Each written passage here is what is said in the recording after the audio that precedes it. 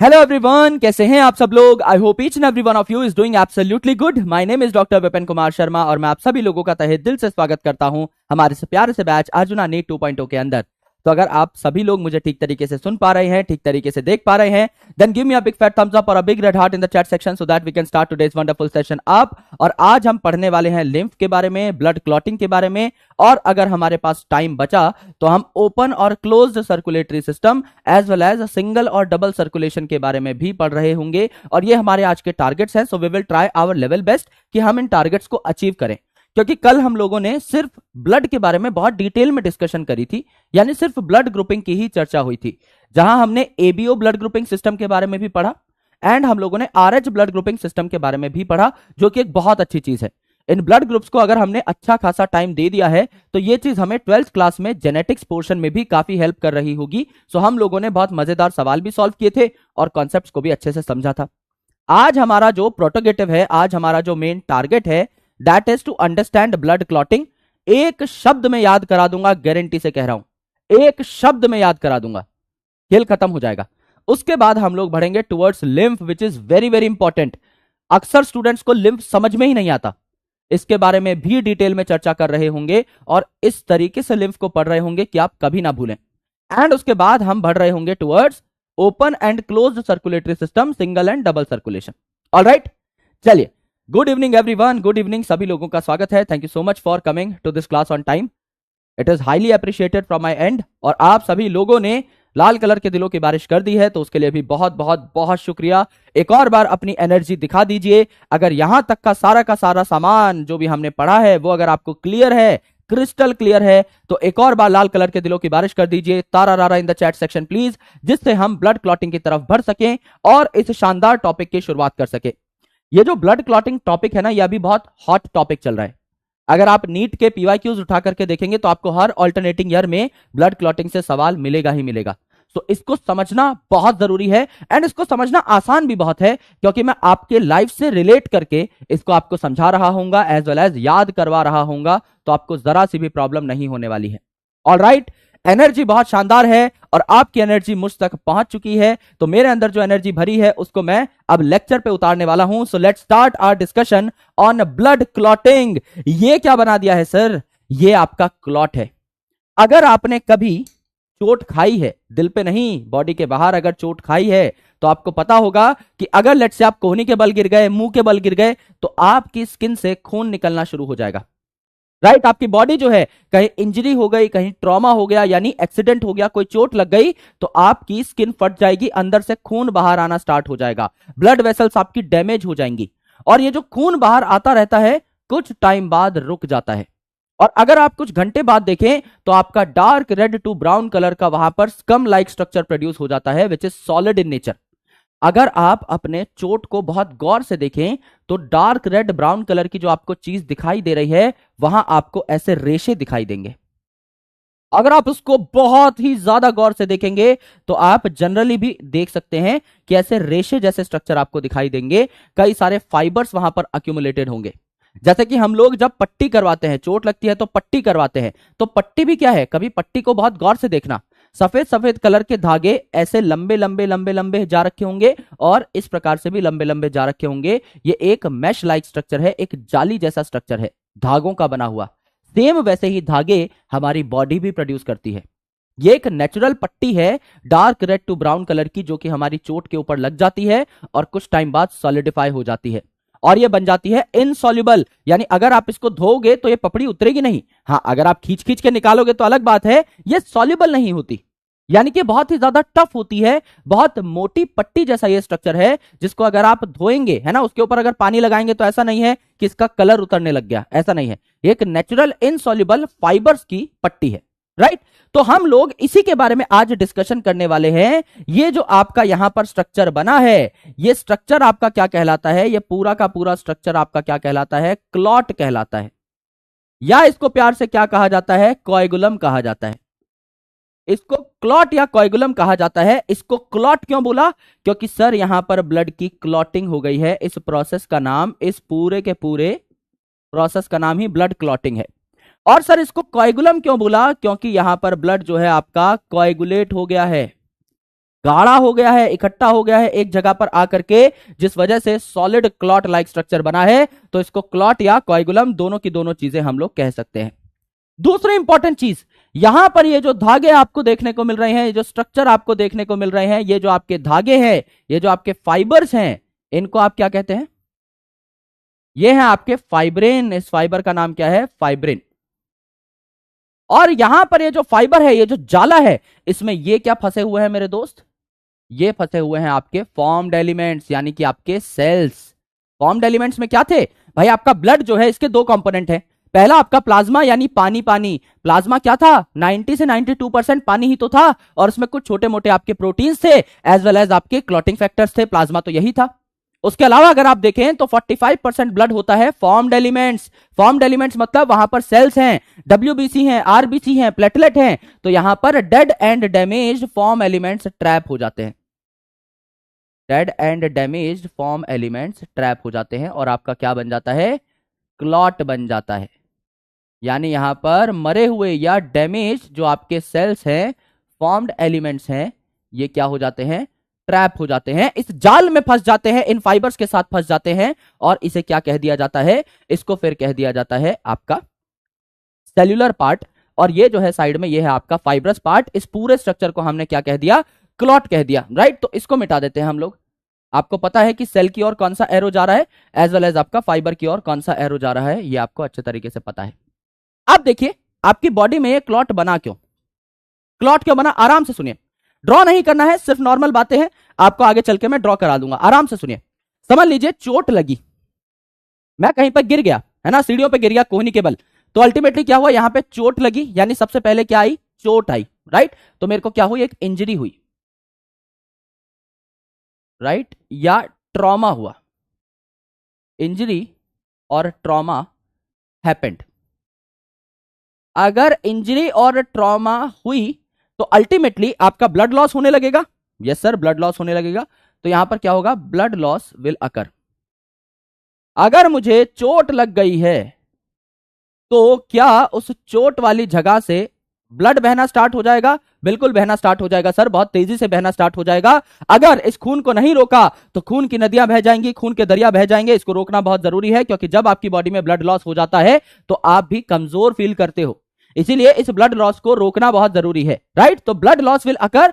To stop excessive blood loss, to stop excessive blood loss, बहुत ज्यादा blood loss को रोकने के लिए, to stop excessive blood loss, platelets initiate clot formation. आपका यहां पर प्लेटलेट जो है ये क्या बनाना स्टार्ट कर देंगे? क्लॉट बनाना स्टार्ट कर देंगे। क्लॉट फॉर्मेशन आपकी स्टार्ट हो जाएगी। क्या ये बात हम सब लोगों को पता है? यस सर, क्योंकि ये तो जनरल लाइफ की बात है ना, इसमें मैंने कोई रॉकेट साइंस की बात थोड़ी करी है। भाई आपको चोट लगती है, चोट लगती है तो खून बहता है। अब खून बहने से अगर आपको रोकना है तो उसके लिए आपको क्या बनाना पड़ेगा? क्लॉट बनाना पड़ेगा, ब्लड की क्लॉटिंग करनी पड़ेगी। Now it is very important कि ये जो क्लॉट है ये बना कैसे। Now there is a very important mechanism of this clot formation. तो ये क्लॉट फॉर्मेशन आपका होता कैसे है? आराम से सुनिए। समझ लीजिए आपका एक मॉलिक्यूल है ए, ये ए क्या करता है? बी को जाकर के एक्टिवेट करता है। फिर ये बी एक्टिवेट हो गया, बी क्या करेगा? सी को जाकर के एक्टिवेट करेगा, सी क्या करेगा? डी को जाकर के एक्टिवेट करेगा। इस हिसाब से एक मॉलिक्यूल दूसरे को एक्टिवेट करता है, दूसरा तीसरे को, तीसरा चौथे को। बीच में अगर एक भी कड़ी गायब है तो आपका काम नहीं हो पाएगा। भाई आपका सी को कौन एक्टिवेट कर रहा है? सर अभी आपने बताया बी एक्टिवेट कर रहा है। बी जो है सी को जाकर के सिग्नल देगा। अगर समझ लीजिए बी नहीं बन पा रहा है, अगर आपका बी किसी वजह से नहीं बन पाया तो क्या आपकी क्लॉटिंग हो पाएगी? सर नहीं हो पाएगी, क्योंकि ए जो है डायरेक्टली सी नहीं बना सकता। ए बी को सिग्नल देगा, बी ही जाकर के सी को सिग्नल देगा। तो अल्टीमेटली अगर इन सभी प्रोटीन्स में से एक भी प्रोटीन मिसिंग है तो आपकी ब्लड क्लॉटिंग नहीं हो सकती। इस प्रकार के प्रोसेसेस को हम लोग कहते हैं चेन प्रोसेसेस, या फिर हम कहते हैं कास्केड प्रोसेसेस। कास्केड मतलब एक के बाद एक के बाद एक के बाद एक के बाद एक चीजें बनती रहेंगी, बीच में से अगर एक भी कड़ी मिसिंग है, एक भी चेन अगर मिसिंग है तो आपका प्रोसेस नहीं हो पाएगा ठीक तरीके से। तो जो ब्लड क्लॉटिंग है इसे आप क्या कहते हैं? It is a chain process. It is a chain process और cascade process. It is a chain process और कास्केड प्रोसेस, या आप कह सकते हैं चेन रिएक्शन और कास्केड रिएक्शन। कास्केड का मतलब क्या होता है? एक केमिकल जो है दूसरा केमिकल बनाने में हेल्प करेगा, दूसरा वाला तीसरा, तीसरा वाला चौथा, चौथा वाला पांचवा, एंड सो ऑन, एंड आपका एंड में जाकर के फाइनल प्रोडक्ट बन जाएगा। क्या इसमें कोई भी नई बात हम लोगों ने अभी तक करी है? खुद बताइए भाई। आपको आज तक जीवन में चोट भी लगी होगी, चोट लगी होगी तो खून भी आया होगा, और वो खून कुछ देर बाद रुक भी गया होगा। क्यों? क्योंकि क्लॉट बन गया होगा। क्या इसमें कोई भी नई बात है? अरे ट्रॉमा मतलब ज्यादा चोट लग गई है, एक्सीडेंट वगैरह अगर हो गया है, बहुत ज्यादा अगर ब्लड लॉस हुआ है, then that is trauma, right? एक ही बात है, चोट और ट्रॉमा एक ही बात है। इंजरी भी लिख दोगे तो भी कुछ गलत नहीं है। ऑलराइट, यहां तक की बातें करेक्ट है? करेक्ट है सर। अब देखिए ये जो आपका क्लॉट है ये बनता कैसे है, let's try to understand that very very well. पहले आराम से पूरा का पूरा प्रोसेस देख लीजिए, पहले आराम से पूरा का पूरा मैकेनिज्म देख लीजिए। मैकेनिज्म देखने के बाद मैं एक लाइन में सारा का सारा काम याद करा दूंगा, दैट इज अ श्योरिटी। मैं गारंटी के साथ कह रहा हूं, किसी भी मॉड्यूल का, किसी भी टेस्ट सीरीज का, खुद नीट का कोई भी पीवाईक्यू उठा करके देख लोगे, सारे क्वेश्चन सॉल्व हो जाएंगे। आराम से बैठ करके पहले सुनना कि एक्चुअल मैकेनिज्म क्या है, क्योंकि ट्रिक्स वगैरह काम आती हैं, लेकिन मेरे भाई पहले जो मैकेनिज्म है उसको समझना भी तो जरूरी है। लेट्स से आपको चोट लगी है ना, इंजरी और ट्रॉमा हैपेंड, इंजरी और ट्रॉमा हैपेंड। अगर आपको चोट लगी है तो ब्लड लॉस स्टार्ट हो जाएगा। यस, तो आपका क्या हो जाएगा? Blood loss started. Blood loss started. क्या ब्लड बहना शुरू हो गया है? यस सर, खून पानी की तरह बहना शुरू हो गया है, हमारे शरीर से लॉस होना शुरू हो गया है। अगर ब्लड लॉस होना शुरू हो गया तो सबसे पहला सिग्नल किसके पास जाएगा? मैंने आपको क्या लिखाया था, ये जो क्लॉट है इसके बनने के प्रोसेस को इनिशिएट कौन करते हैं? प्लेटलेट, क्योंकि प्लेटलेट का काम ही यही है। तो प्लेटलेट जो है वो एक्टिवेट हो जाएंगे, यानी आपका कौन सा फैक्टर एक्टिवेट हो जाएगा सबसे पहले? अगर खून का लॉस हो रहा है आपकी बॉडी से तो आप कहेंगे platelet factor activated. Platelet factors activated. Platelet factor अगर एक्टिवेट हो चुके हैं तो ये फर्दर क्या करेंगे? एक और प्रोटीन को एक्टिवेट करेंगे। ये प्लेटलेट फैक्टर किसको एक्टिवेट करेंगे? आपका यहां पर ये एक्टिवेट करेंगे थ्रोम्बोप्लास्टिन को। ये जो प्लेटलेट फैक्टर है इट एक्टिवेट्स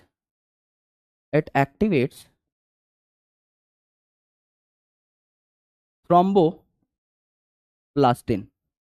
और ये जो थ्रोम्बोप्लास्टिन है ये किसको एक्टिवेट करेगा? ये थ्रोम्बोप्लास्टिन फिर जाकर के एक्टिवेट करेगा किसको? थ्रोम्बोकाइनेज को।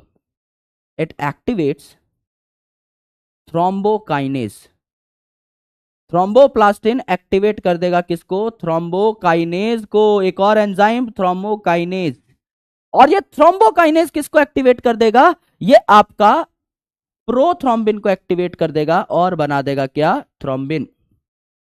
प्रोथ्रोम्बिन, प्रो का मतलब प्रिमिटिव है ना, और इससे क्या बन जाएगा? आपका थ्रोम्बिन बन जाएगा। और ये थ्रोम्बिन क्या है? एक्टिवेटेड है। प्रोथ्रोम्बिन से थ्रोम्बिन बन गया। और ये थ्रोम्बिन किसको एक्टिवेट कर देगा? ये थ्रोम्बिन किसको एक्टिवेट कर देगा? फाइब्रिनोजन को। फाइब्रिनोजन फाइबर बनाने वाले, फाइब्रिनोजन, जन मतलब जनरेटिंग, तो फाइब्रिनोजन क्या बना लेंगे? फाइबर बना लेंगे। और ये जो फाइबर है, जाल जैसा स्ट्रक्चर जो है, अगर ये बन गया तो इसमें dead and damaged formed elements आकर के ट्रैप होने लग जाएंगे आपकी बॉडी के बाहर। एक पूरा का पूरा जाल जैसा स्ट्रक्चर बन जाएगा, पूरा का पूरा क्लॉट बन जाएगा। अब मेरी बात आराम से सुनिएगा। मैंने आपको क्या बताया दोस्त? मैंने आपको यह बताया कि सबसे पहले आपकी बॉडी में चोट लगी। अगर चोट लगी तो आपका ब्लड लॉस होना शुरू हो गया, यानी कि आपका खून बहना शुरू हो गया। अगर खून बहना शुरू हो गया तो प्लेटलेट के पास इंफॉर्मेशन चली गई, क्योंकि इनका काम ही है ब्लड क्लॉटिंग, कि भैया ब्लड लॉस हो गया, ब्लड लॉस हो गया। अगर आपका ब्लड लॉस हो गया है तो ये जो आपका प्लेटलेट फैक्टर है it will activate what? It will activate thromboplastin. फिर ये जो थ्रोम्बोप्लास्टिन है it will activate what? It will activate thrombokinase. ये जो थ्रोम्बोकाइनेज है ये क्या कर देगा? ये आपका प्रोथ्रोम्बिन को थ्रोम्बिन में कन्वर्ट कर देगा। मैं जानता हूं सारे एक जैसे नाम हैं तो दिक्कत हो रही होगी आपको, अभी इस चीज का निवारण कर देंगे, टेंशन ही मत लो, भाई खड़ा है यहां पर। ठीक है। और ये जो आपका थ्रोम्बिन है फिर ये एक एंजाइम की तरह काम करता है और ये कन्वर्ट कर देता है फाइब्रिनोजन को फाइबर में, यानी कि आपका किसमें, फाइब्रिन कह लीजिए। इस फाइबर का नाम क्या था, फाइब्रिन था ना असली नाम, तो हम यहां पर असली नाम लिख लेते हैं। असली नाम सच सच फाइब्रिन, फाइब्रिन है ना, फाइब्रिन इसका नाम हो जाएगा। तो यहां पर देखिए पहले एक चीज बनी, प्लेटलेट फैक्टर एक्टिवेट हुए, फिर इन्होंने थ्रोम्बोप्लास्टिन बनाया, फिर थ्रोम्बोप्लास्टिन ने जाकर के थपकी मारी, थ्रोम्बोकाइनेज बनाया, थ्रोम्बोकाइनेज ने थपकी मारी, प्रोथ्रोम्बिन से थ्रोम्बिन बना, और थ्रोम्बिन ने थपकी मारी फाइब्रिनोजन से फाइब्रिन बन गया। यानी क्या एक कास्केड प्रोसेस है? यस सर, ये कास्केड प्रोसेस है। क्या एक चेन रिएक्शन है? बिल्कुल चेन रिएक्शन है मेरे भाई। यहां पर अगर आप देखने की कोशिश करें तो ये जो फैक्टर था इसने इसको एक्टिवेट किया, इसने इसको एक्टिवेट किया, इसने इसको एक्टिवेट किया, इसने इसको एक्टिवेट किया। क्या मैं बोलूं कि थ्रोम्बोप्लास्टिन डायरेक्टली फाइब्रिन बना सकता है, तो क्या यह बात सही है? नहीं सर, यह बात सही नहीं है। थ्रोम्बोप्लास्टिन को पहले थ्रोम्बोकाइनेज बनाना पड़ेगा, थ्रोम्बोकाइनेज को थ्रोम्बिन बनाना पड़ेगा, थ्रोम्बिन से फाइब्रिन बनेगा। यानी ये सारी चीजें जुड़ी हुई हैं। ए से बी बनता है, बी से सी बनता है, सी से डी बनता है, डी से ई बनता है। बीच की एक भी कड़ी अगर मिसिंग है, लेट से कोई ऐसा एनिमल है जो थ्रोम्बोकाइनेज नहीं बना पा रहा है, तो प्रोथ्रोम्बिन को थ्रोम्बिन में आप कन्वर्ट नहीं कर सकते, फिर आप ये काम कर ही नहीं सकते, and you won't be able to clot your blood. आपकी ब्लड क्लॉटिंग नहीं होगी, ये प्रोसेस फेल हो जाएगा। सिंपल सी बात है। तो सारे के सारे फैक्टर्स बनने चाहिए, राइट। तो अब यहां पर सर ये तो एक जैसे नाम हो गए, सारे के सारे एक जैसे नाम है ना। जैसे थ्रोम्बोप्लास्टिन नाम में थ्रोम्बिन है ना, थ्रोम्बोकाइनेज नाम में थ्रोम्बिन, थ्रोम्बिन खुद नाम में थ्रोम्बिन। तो क्या करें, यहां पर पी मैंने कैपिटल लिखा है, के मैंने कैपिटल लिखा है, और थ्रोम्बिन में टी तो है ही, और इसके बाद बनेगा आपका फाइब्रिन। यानी आप एक पैकेट खा रहे हैं, फाइबर का पैकेट खा रहे हैं, है ना। आप एक पैकेट खा रहे हैं जिसमें आपके फाइबर है। तो ये आपकी ट्रिक है जिससे आपको पूरा का पूरा सीक्वेंस याद हो जाता है, करेक्ट। आप एक पैकेट खा रहे हैं जिसमें आपका फाइबर है, तो packet fibre is the trick. क्या मतलब हुआ सर इसका? पैकेट में सबसे पहले आ रहा है पी यानी थ्रोम्बोप्लास्टिन, थ्रोम्बो छोड़ दो अभी, प्लास्टिन, के आ रहा है उसके बाद यानी थ्रोम्बोकाइनेज, के फॉर काइनेज। फिर आपका आ रहा है टी यानी थ्रोम्बिन इटसेल्फ, फिर आपका थ्रोम्बिन बनेगा। एंड देन आ रहा है आपका फाइबर यानी आपका फाइब्रिन बन जाएगा। बात खत्म, खुद ब खुद देख लो भैया, एक सीक्वेंस में बन रहे हैं। प्लेटलेट फैक्टर ने एक्टिवेट होकर थ्रोम्बोप्लास्टिन बनाया, थ्रोम्बोकाइनेज बनाया, थ्रोम्बिन बनाया, फाइब्रिन बनाया, packet of fibre will be formed. Simple सी बात है। यहां तक बात क्लियर है तो बताइए झटपट, क्या यहां तक बातें क्लियर है? यस और नो, झटपट बताइए। अगर आप एक छोटे से वर्ड को याद कर लेते हैं, packet of fibre, that will be the trick. भाई अगर आप देखें तो आपको एक चोट लगी, आराम से समझिए, दोबारा समझ लीजिए। आपको चोट लगी तो आपके खून का प्रवाह शुरू हो गया, खून बहना शुरू हो गया, ब्लड लॉस होना स्टार्ट हो गया। अब ब्लड लॉस अगर शुरू हुआ है तो सबसे पहला सिग्नल किसको जाएगा? ब्लड क्लॉटिंग किसका काम है? सर प्लेटलेट का काम है। डब्ल्यूबीसी का मेन काम क्या था? आपको इम्यूनिटी प्रोवाइड करना। आपका आरबीसी का मेन काम क्या था? ऑक्सीजन का ट्रांसपोर्ट करना। रेस्पिरेशन पढ़ के आए हो मेरे भाई, breathing and exchange of gases आपको अच्छे तरीके से पता है कि हमने ऑक्सीजन डिसोसिएशन कर्व भी अच्छे तरीके से पढ़ लिया है ना। आपका आरबीसी का काम क्या है? ऑक्सीजन को ट्रांसपोर्ट करना, क्योंकि उसके अंदर हीमोग्लोबिन नाम का पिगमेंट होता है।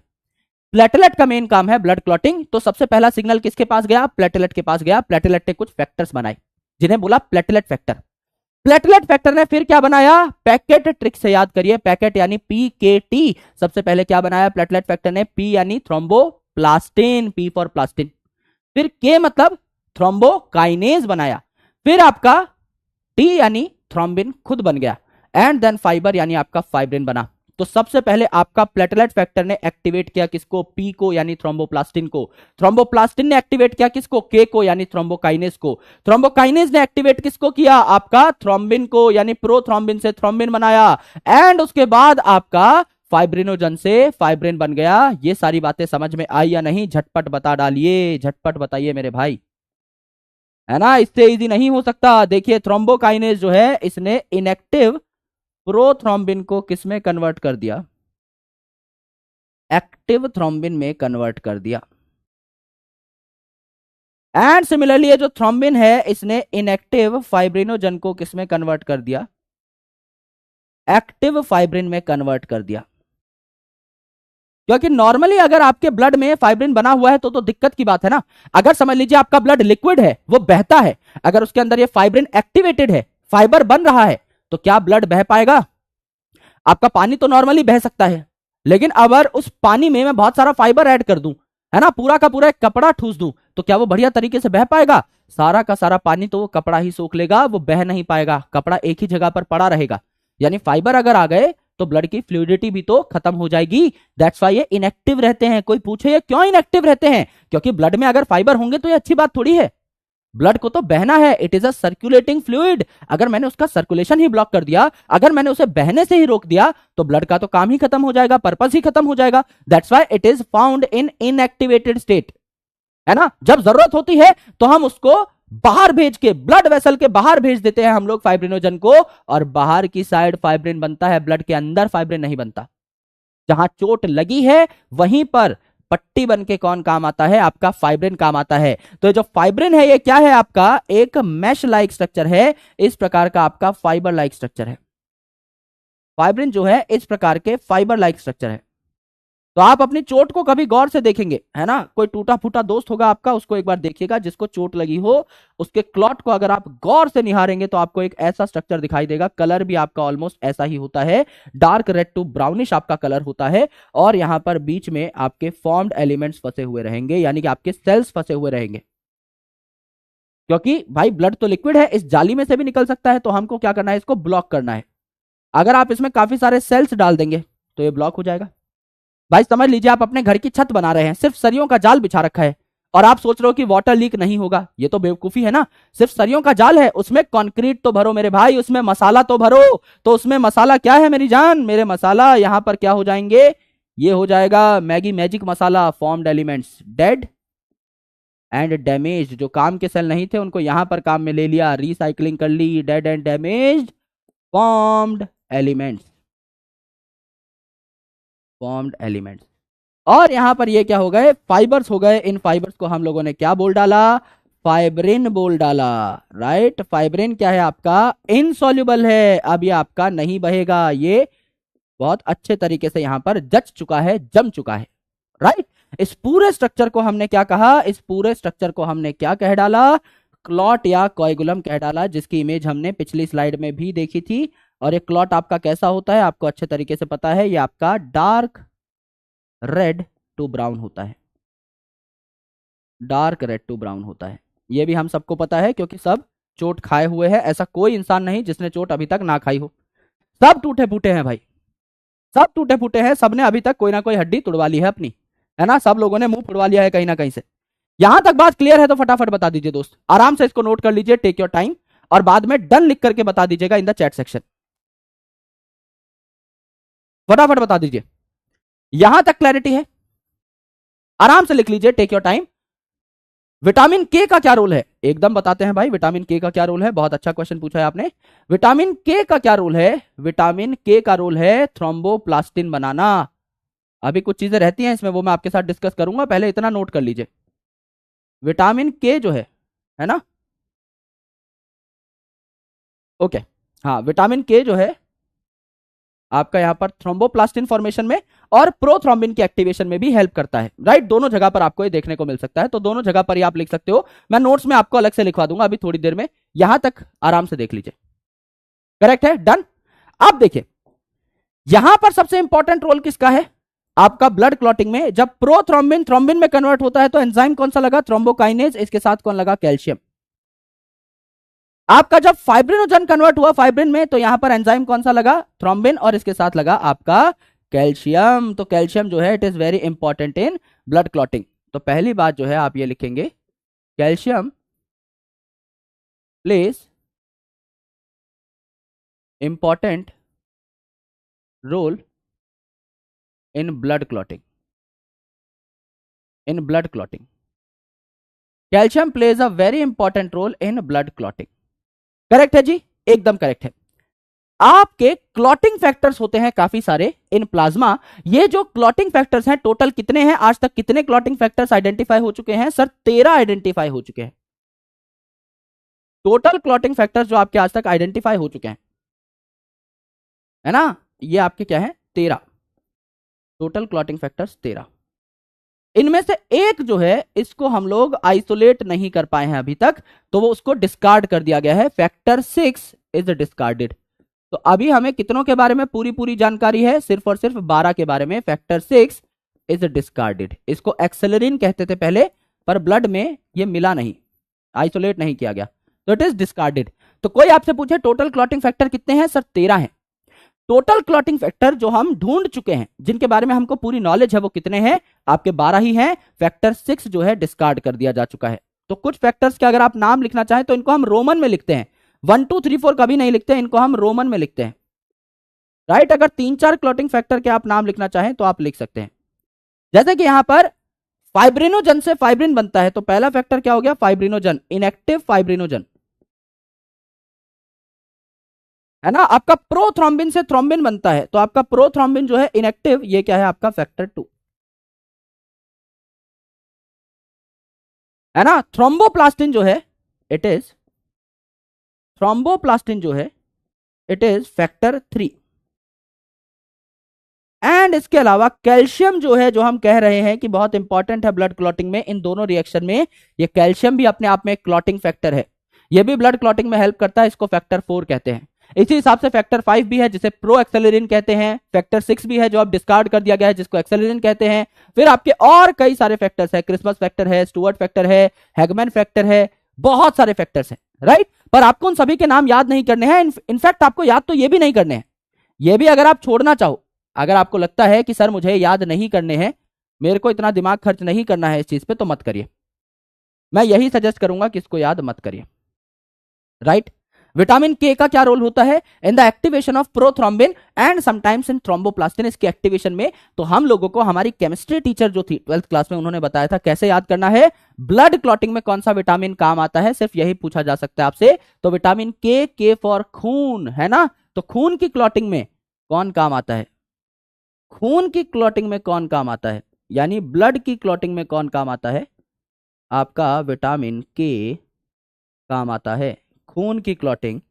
देयरफॉर कौन काम आ रहा है? विटामिन के काम आ रहा है, बाकी कोई विटामिन काम नहीं आ रहा। तो आप डायरेक्टली ऐसे भी याद कर सकते हैं, इसमें भी आपको कोई प्रॉब्लम नहीं होगी। यहां तक क्लैरिटी है तो झटपट बता दीजिए, जिससे मैं आपको एक पूरा का पूरा रैपिड रिवीजन करवा सकूं इस पूरे टॉपिक का। देन मैं आपको क्या करूंगा, आगे एनसीईआरटी पढ़ाऊंगा, एंड देन आफ्टर मैं क्या करूंगा, आपको कुछ क्वेश्चंस कराऊंगा, राइट। कैल्शियम का क्या काम है? कैल्शियम भी क्लॉटिंग फैक्टर है ना, अगर वो नहीं होगा तो ये रिएक्शन आपका बहुत अच्छे तरीके से काम नहीं कर पाएगा। मैं आपको एक चीज बताता हूं, आप आगे चल के पढ़ेंगे, मैं ही आपको पढ़ाऊंगा इसी क्लास में, यानी 11th क्लास में आपका एक चैप्टर है बायोमोलिक्यूल। तो बायोमोलिक्यूल में आप पढ़ेंगे कि एक रिएक्शन को कराने के लिए, आपकी बॉडी में कोई भी रिएक्शन हो रहा है तो उसको कराने के लिए आपको एंजाइम चाहिए। जैसे कि यहां पर प्रोथ्रोम्बिन को थ्रोम्बिन में अगर आप कन्वर्ट कर रहे हो तो एंजाइम है थ्रोम्बोकाइनेस। आप अगर फाइब्रिनोजन को फाइब्रिन में कन्वर्ट कर रहे हो तो एंजाइम है थ्रोम्बिन। लेकिन इस एंजाइम को भी एक्टिवेट करने के लिए आपको कई बार कुछ मेटल्स चाहिए होते हैं, इन्हें कहा जाता है कोफैक्टर्स। तो यहां पे जो कैल्शियम है it acts as a cofactor, ये इस एंजाइम की हेल्प करता है कि हाँ भाई जागो जागो, काम पे चलना है। ये कैल्शियम जो है इस थ्रोम्बोकाइनेस को बोलेगा जाग मेरे भाई, प्रोथ्रोम्बिन को थ्रोम्बिन में कन्वर्ट करने चलना है, तो दोनों मिलकर के काम करेंगे। यही कैल्शियम क्या करेगा, थ्रोम्बिन एंजाइम के साथ भी काम कर सकता है और कहेगा चल भाई फाइब्रिनोजन को फाइब्रिन में कन्वर्ट करेंगे साथ में मिलकर के। So ultimately these are the elements that works as cofactor. तो आप क्या कह सकते हैं, यहां पर लिख भी सकते हैं, है ना, it acts as a cofactor. ये आपका एंजाइम्स को क्या करता है, एक्टिवेट करता है। जैसे थ्रोम्बोकाइनेस को एक्टिवेट करता है तो यहां भी इस रिएक्शन में काम आएगा, और थ्रोम्बिन को एक्टिवेट करता है इस रिएक्शन में भी काम आएगा। So it works as a cofactor, यानी इट एक्टिवेट्स एंजाइम, एंजाइम की एफिशिएंसी को बढ़ाता है, तो इट एक्टिवेट्स एंजाइम, है ना। बाकी बायोमोलिक्यूल में एकदम धागा खोल देंगे इस पर्टिकुलर टॉपिक का, तो इस टॉपिक से डरने की बिल्कुल भी जरूरत नहीं है, राइट। चलिए अब मैं आपको एक कॉन्क्रीट रिवीजन दे देता हूं कि अभी तक हमने क्या पढ़ा। भाई आपको अगर आज तक जिंदगी में कभी चोट लगी है, जो कि आपको लगी होगी फॉर श्योर, तो आपने देखा है कि कुछ देर तक आपका खून बहता है और बाद में वो खून बहना बंद हो जाता है, और वहां पर डार्क ब्राउन कलर का एक स्कम लाइक स्ट्रक्चर बन जाता है, एक गाढ़ा सा स्ट्रक्चर बन जाता है। पहले जो खून है वो बहना बंद होता है, वहां पे गाढ़ी सी चिपचिपी लेयर आती है एंड उसके बाद फाइबर की एक लेयर आ जाती है जिसको हम क्लॉट या कोएगुलम कहते हैं।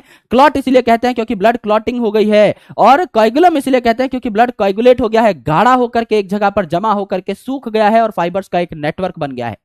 तो इस प्रकार का आपका क्लॉट दिखाई देता है जिसमें काफी सारे फाइबर्स हैं जिनको हम फाइब्रिन फाइबर्स कहते हैं, और इन फाइब्रिन फाइबर्स में ट्रैप हो जाते हैं कई सारे सेल्स जिन्हें हम dead and damaged formed elements कहते हैं। बड़ी बड़ी आरबीसीज यहां पर क्या हो जाती है, आपकी बेसिकली क्लॉट हो जाती है, जम जाती हैं, इस फाइबर में गड़ जाती हैं, राइट। तो अगर आपको कोई चोट लगी है तो आपका ब्लड लॉस होगा, ब्लड लॉस होगा तो प्लेटलेट जो है क्लॉट बनाना स्टार्ट कर देंगे, जो कि एक कैस्केड प्रोसेस है, यानी कई सारे एंजाइम्स यहां पर हैं। पहला एंजाइम दूसरे को एक्टिवेट करेगा, दूसरा तीसरे को एक्टिवेट करेगा, तीसरा चौथे को, इस हिसाब से आपकी चेन रिएक्शन चलती रहती है, इसे कास्केड प्रोसेस कहते हैं। तो यहां पर समझ लीजिए आपको चोट लगी तो खून बहना शुरू हुआ तो प्लेटलेट हो गए एक्टिवेट, और प्लेटलेट एक्टिवेट हो गए तो सबसे पहले इन्होंने बनाया पैकेट यानी पी फिर के फिर टी। पी मतलब थ्रोम्बोप्लास्टिन, थ्रोम्बोप्लास्टिन ने क्या बना दिया, के यानी थ्रोम्बोकाइनेज, और आपका इसने बना दिया टी फॉर थ्रोम्बिन, प्रोथ्रोम्बिन आपका एक्टिवेटेड थ्रोम्बिन में कन्वर्ट हो गया, एंड देन आपके फाइबर बने, यानी फाइब्रिनोजन ने क्या बना दिया, फाइब्रिन बना दिया। तो ट्रिक क्या है, पैकेट ऑफ फाइबर। पैकेट में आपके 3 अल्फाबेट हैं, पी के और टी, यानी पी का मतलब प्लास्टिन थ्रोम्बोप्लास्टिन, के का मतलब काइनेज थ्रोम्बोकाइनेज, और टी का मतलब थ्रोम्बिन इटसेल्फ, और उसके बाद आपका फाइब्रिनोजन कन्वर्ट हो रहा है फाइब्रिन में। एक शब्द से आपको पूरी की पूरी ब्लड क्लॉटिंग याद हो गई, और इससे सारे क्वेश्चन भी आप लोगों को मैं सॉल्व करवाकर दिखा रहा हूंगा। बहुत ही लाजवाब ट्रिक है, राइट। तो यहां पर ये फाइब्रिन बने, ये जो फाइब्रिन है मेरे भाई, ये आपका इनसॉल्युबल सा स्ट्रक्चर है जिससे कि ये ब्लड लॉस को प्रिवेंट कर सके, और इसके बीच में आकर के जमा हो गए dead and damage formed elements, इसको हम कहते हैं ओवरऑल पूरा का पूरा क्लॉट। तो यहां पर आपके एंड के जो 2 रिएक्शन हैं, जहां पर आपका थ्रोम्बोकाइनेज एंजाइम काम कर रहा है और थ्रोम्बिन एंजाइम काम कर रहा है, यहां कैल्शियम की भी जरूरत पड़ती है क्योंकि आपका कोफैक्टर है, राइट। विटामिन के की भी जरूरत पड़ती है क्योंकि ये खून की क्लॉटिंग में हेल्प करता है, और टोटल अभी तक 13 क्लॉटिंग फैक्टर्स आपके डिस्कवर किए जा चुके हैं। जो फैक्टर 6 है, इसको अभी तक ब्लड में नहीं खोजा गया है, इसको आइसोलेट नहीं किया गया है ना। किसी ने बस नाम दे दिया कि हाँ एक ऐसा फैक्टर हो सकता है, पर बाद में इसको डिस्कार्ड कर दिया गया कि हाँ ऐसा कोई फैक्टर नहीं होता। तो टोटल नाम जो है हमारे पास 13 है, लेकिन हमारे ब्लड में फैक्टर्स एक्चुअल में कितने हैं, सिर्फ 12 है। फैक्टर नंबर 6 को हम लोग एलिमिनेट कर चुके हैं, लेकिन किताबों में अभी भी इसका जिक्र होता है, right. So these are some things on blood clotting. यहां तक क्लैरिटी है तो तारा रारा in the chat section please फटाफट बता दीजिए यहां तक सबको क्लैरिटी है या नहीं। इससे ज्यादा क्लैरिटी इस टॉपिक की हो नहीं सकती दोस्त, बहुत आसान कर दिया है आपके लिए, बहुत आसान हो गया है, क्योंकि एक ट्रिक पढ़ी है हमने सिर्फ, पैकेट ऑफ फाइबर, पी के टी, प्लास्टिन, काइनेज, थ्रोम्बिन, फाइब्रिन, खेल खत्म। एंड के 2 रिएक्शन में कैल्शियम लगेगा, बात खत्म। That is it. और इससे सारे क्वेश्चन बनेंगे, और हर जगह के क्वेश्चन बनेंगे, ऐसा नहीं हमारी क्लास के, हर जगह के। देखिए, अगर आपको ब्लड की क्लॉटिंग और कोएगुलेशन करानी है तो काफी सारे फैक्टर चाहिए होंगे। तो ये आपका एक्सेसिव ब्लड लॉस को प्रिवेंट करते हैं। अगर आपको कभी चोट लग गई है तो उस जगह पे रेडिश ब्राउन कलर का स्कम लाइक स्ट्रक्चर आ जाता है ना। तो कहीं आपको कट लगा है, कहीं आपको इंजरी हो गई है, कहीं आपको ट्रॉमा हो गया है, तो वहां पर आपका क्लॉट होगा या कोएगुलम प्रेजेंट होगा, है ना। यहां पर आपके थ्रेड लाइक स्ट्रक्चर्स पाए जाते हैं जिनको हम क्या कहते हैं, फाइब्रिन प्रोटीन्स यानी फाइबर्स पाए जाते हैं, और डेड और डैमेज फॉर्म्ड एलिमेंट्स यहां पर क्या हो जाते हैं, आपके ट्रैप हो जाते हैं, राइट। तो फाइब्रिन जो है ये किससे बनते हैं, इनएक्टिव फाइब्रिनोजन से बनते हैं। सॉल्युबल फाइब्रिनोजन्स कन्वर्ट हो जाते हैं आपके इनसॉल्युबल फाइब्रिन में। और एंजाइम कौन सा लगा, यहां थ्रोम्बिन लगा। अब एनसीईआरटी में गड़बड़ क्या है, उल्टा दे रखा है, नीचे से ऊपर दे रखा है। पहले फाइब्रिन बनवा रखा है, फिर बोला है ये किससे बनता है, फिर थ्रोम्बिन बनवा रखा है, फिर बोला ये किससे बनता है, थ्रोम्बोकाइनेज किससे बनता है, थ्रोम्बोप्लास्टिन किससे बनता है। भाई सीधा सीधा बताओ ना। अब यहां पहले फाइब्रिन बता दिया, फिर आपका प्रोथ्रोम्बिन से थ्रोम्बिन बनता हुआ बता दिया, फिर आपका थ्रोम्बोकाइनेज बता दिया, है ना। तो it is a cascade reaction, यहां नीचे से ऊपर बता रखा है, हम ऊपर से नीचे पढ़ के आ चुके हैं। तो अगर आपको कोई इंजरी हुई है या कोई ट्रॉमा हुआ है तो ये प्लेटलेट्स को स्टिमुलेट कर देगा कि आओ भैया ब्लड क्लॉटिंग शुरू कर डालो। तो ये कुछ फैक्टर्स रिलीज करेंगे जिनको प्लेटलेट फैक्टर कहा जाता है। ये प्लेटलेट फैक्टर फिर कोएगुलेशन के मैकेनिज्म को स्टार्ट कर देंगे, यानी क्या हो जाएगा मेरे भाई, सबसे पहले क्या बनेगा, पी यानी थ्रोम्बोप्लास्टिन। थ्रोम्बोप्लास्टिन एक्टिवेट करेगा किसको, के को यानी थ्रोम्बोकाइनेस को। फिर बनेगा टी यानी प्रोथ्रोम्बिन से थ्रोम्बिन, और फिर बनेगा आपका फाइब्रिनोजन से फाइब्रिन। सिर्फ ये 4 ही स्टेप थे। सो आपका कहीं पर भी इंजरी अगर हो तो आपकी क्लॉटिंग स्टार्ट हो जाती है। कैल्शियम आयन भी इसमें इंपॉर्टेंट रोल अदा करते हैं। जब प्रोथ्रोम्बिन से थ्रोम्बिन बनता है और फाइब्रिनोजन से फाइब्रिन बनता है तो कैल्शियम भी आता है। सिंपल सी बात है, एक भी पॉइंट आपका नहीं छूटा। और 22 और 21 दोनों सालों में सवाल पूछा गया है, तो आप समझ सकते हैं इस टॉपिक की इंपॉर्टेंस कितनी है। क्वेश्चन कर लें फटाफट, बताइए यहां तक के टॉपिक्स क्लियर हैं, क्वेश्चन कर लें।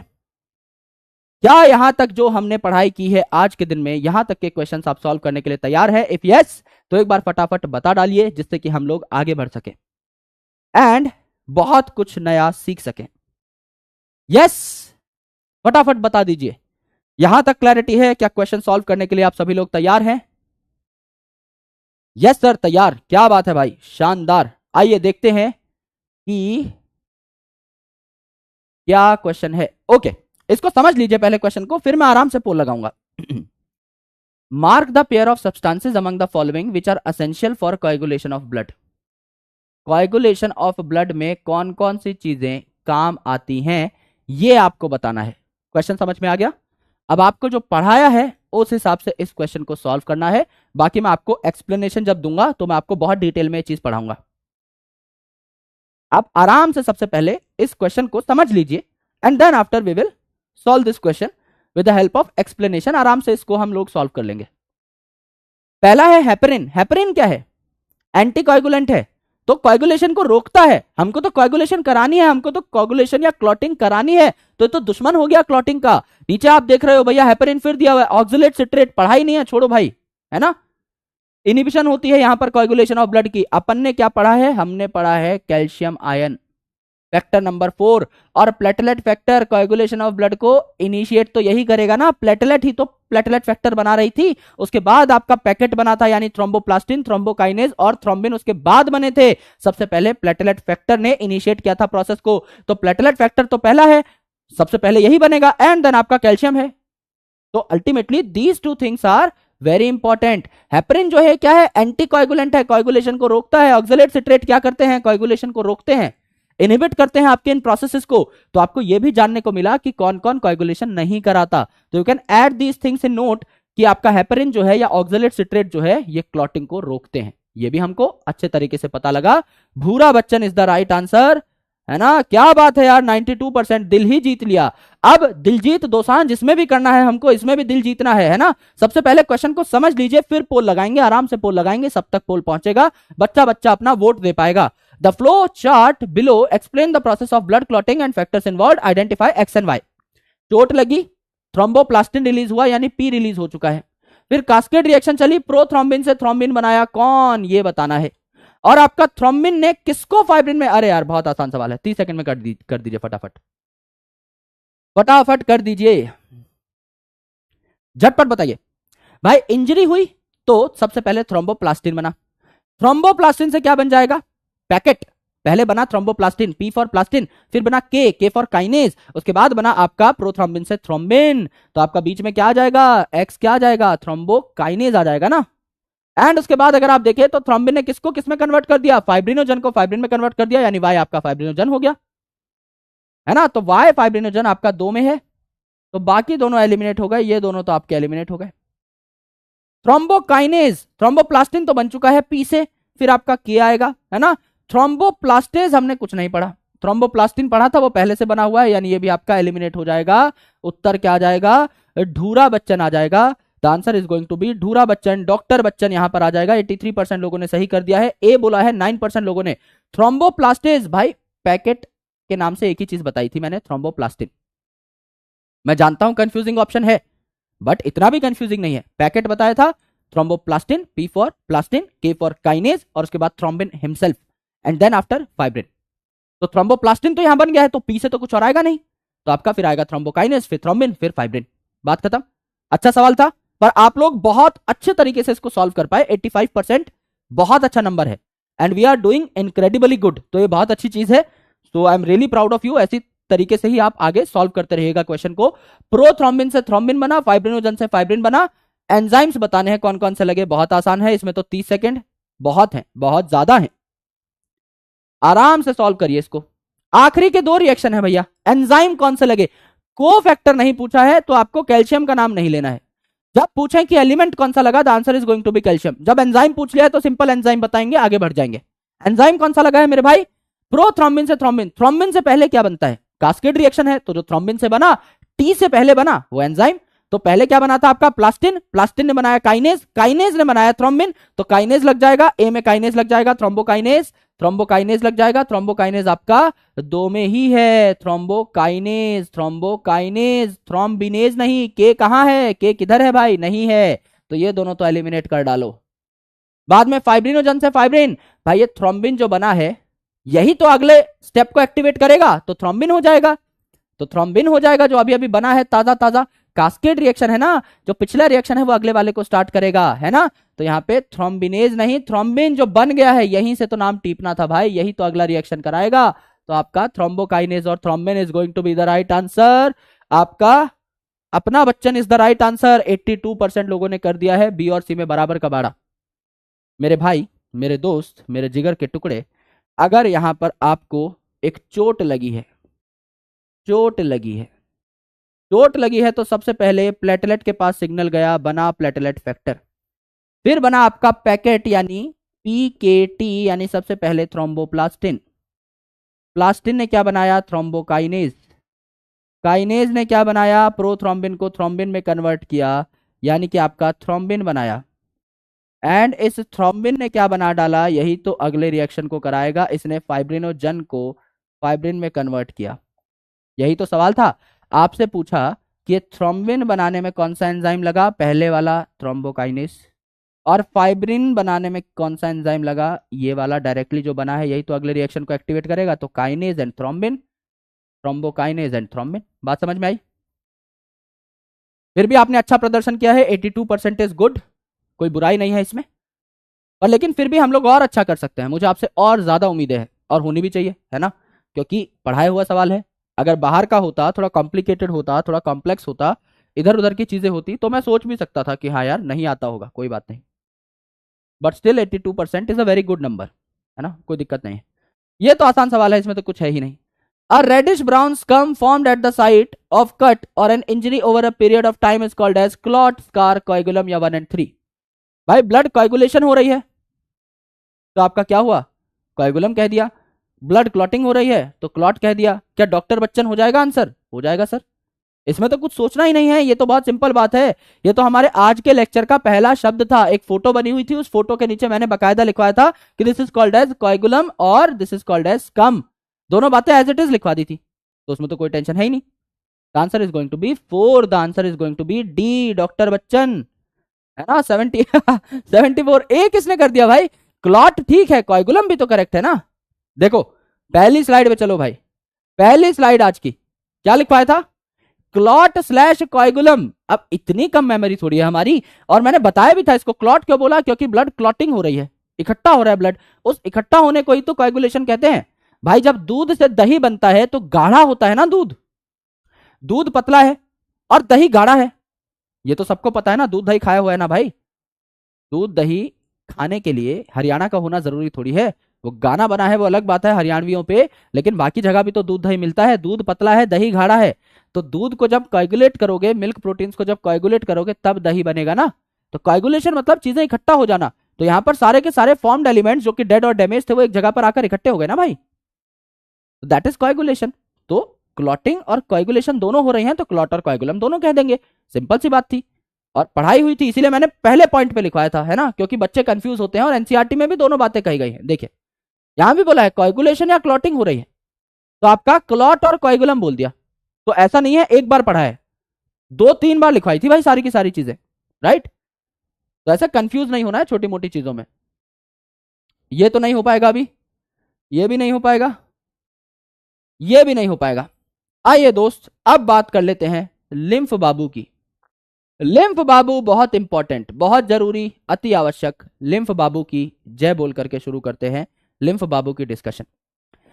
अक्सर स्टूडेंट्स को लिम्फ समझ में नहीं आता है and that's completely fine also, लेकिन हम लोग समझेंगे क्योंकि हमें है चुल, है ना, हमें है कीड़ा एक एक कॉन्सेप्ट क्लियर करने का, और ये कीड़ा बहुत जरूरी है, इस कीड़े को मरने नहीं देना है। पहले मैं पानी पी लेता हूं और फिर हम शुरू करेंगे लिम्फ भैया की डिस्कशन, है ना। तब तक इस इमेज को निहारिए और इसको देखिए, इसका आपके सिलेबस से कोई लेना देना नहीं है, that is for viewing purpose only. आराम से देखिए और इसको समझने की कोशिश करिए कि आपके हिसाब से क्या है, सिंपल, है ना।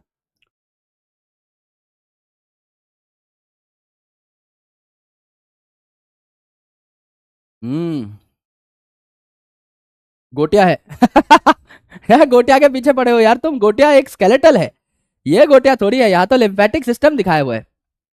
अब जब हमने पहला लेक्चर पढ़ा था बॉडी फ्लूइड्स एंड सर्कुलेशन का ही, वहां मैंने बताया था कि जब आप सर्कुलेटरी सिस्टम की बात करते हैं, ब्लड सर्कुलेटरी सिस्टम की बात करते हैं, तो वहां तीन चीजें होती हैं। वो तीन चीजें क्या थी? अगर आपको ब्लड को पूरी बॉडी में सप्लाई करना है, अगर आपको ब्लड को सर्कुलेट करना है, तो पहली चीज तो ब्लड ही चाहिए। जिसको घुमाना है, जिसको सर्कुलेट कराना है, वो ब्लड तो चाहिए ना। तो पहली चीज है ब्लड। दूसरा, जिस नलकी में ब्लड बहेगा दैट इज नलकी, दैट इज ब्लड वेसल। और तीसरा, मोटर जो जोर लगा रही है इस पूरे के पूरे ब्लड को सर्कुलेट करने के लिए, यानी वो मोटर क्या है, वो पंप क्या है, आपका हार्ट। तो अगर आप देखें तो आपके ब्लड सर्कुलेटरी सिस्टम में, ब्लड वस्कुलर सिस्टम में तीन पार्ट्स हैं। पहला आपका हार्ट, सबसे इंपॉर्टेंट आपकी मोटर। दूसरी इंपॉर्टेंट चीज है आपकी ब्लड वेसल्स जिसमें ब्लड बहेगा, और तीसरा ब्लड बहेगा तो ब्लड भी तो होना चाहिए। तो ये तीनों चीजें आपके पास होनी चाहिए। सिमिलरली अगर आप लिम्फेटिक सिस्टम को देखें, लिम्फेटिक सिस्टम जिसको टिश्यू फ्लूइड कहा जाता है, या इसको एक और नाम से पुकारा जाता है, आपको पता लगेगा कि इसको इस नाम से क्यों पुकारा गया, इसको कहा जाता है मिडल मैन। मिडल मैन मतलब आपको एक जगह से दूसरी जगह कुछ भेजना है, तो आप पर्सनली जाके दोगे या डाकिए के थ्रू भिजवा दोगे? सर डाकिए के थ्रू भिजवा देंगे, तो डाकिया क्या हो गया, यहां पर मिडल मैन हो गया। समझ लीजिए मुझे ऑफिस में कुछ भिजवाना है और मैं पर्सनली नहीं जा सकता, मेरे को बहुत इंपॉर्टेंट काम है, मैं क्या करूंगा, पोर्टर करवा दूंगा। मैं किसी को बुलाऊंगा घर पे कि भाई ये सामान जो है ऑफिस पहुंचवा दीजिए, दैट इज इट, मेरा काम भी हो गया और मुझे पर्सनली भी नहीं जाना पड़ा। तो मैंने एक मिडल मैन को अपॉइंट कर लिया फॉर माई वर्क। अपने काम के लिए एक मिडल मैन को बुला लिया और उसने मेरा काम कर दिया। काम होना जरूरी है, कौन कर रहा है वो जरूरी नहीं है। तो सिमिलरली इसे क्या कहा जाता है, मिडल मैन कहा जाता है, राइट। और लिम्फेटिक सिस्टम में अगर आप देखें तो क्या क्या पाया जाएगा, लिम्फेटिक सिस्टम में आपका क्या क्या पाया जाएगा मेरे भाई। लिम्फेटिक सिस्टम में जैसे ब्लड वस्कुलर सिस्टम में तीन चीजें पाई गई, एक तो आपकी मोटर, एक आपकी नलकी और एक आपका फ्लूइड यानी ब्लड। अब यहां लिम्फ है तो लिम्फ भी तो फ्लूइड है, तो यहां पे सबसे पहले फ्लूइड पाया जाएगा, दैट इज योर लिम्फ। फिर यहां पे भी तो नलकी होगी जिसमें आपका बहेगा, तो इसको क्या बोल डाला हमने, लिम्फ वेसल बोल डाला।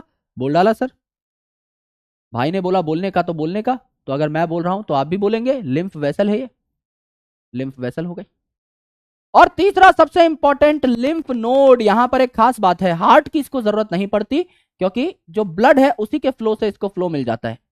भाई समझ लीजिए मेरी गाड़ी बहुत तेज चल रही है, गड्डी चल रही, बहुत भयंकर गड्डी के बहुत नजारे है ना, मजेदार नजारे, और आप जा रहे हो साइकिल पे, है ना, और आपने क्या कर लिया है भाई, आप साइकिल रख के खड़े हो, एक जगह पर रुके हुए हो, मेरी गाड़ी पीछे से आई और आपकी साइकिल को थोड़ा सा झटका लग गया, हल्का सा धक्का लग गया, तो आपकी साइकिल को भी तो मोमेंटम मिल जाएगा भाई, आप तो थोड़ा सा आगे हो जाओगे ना।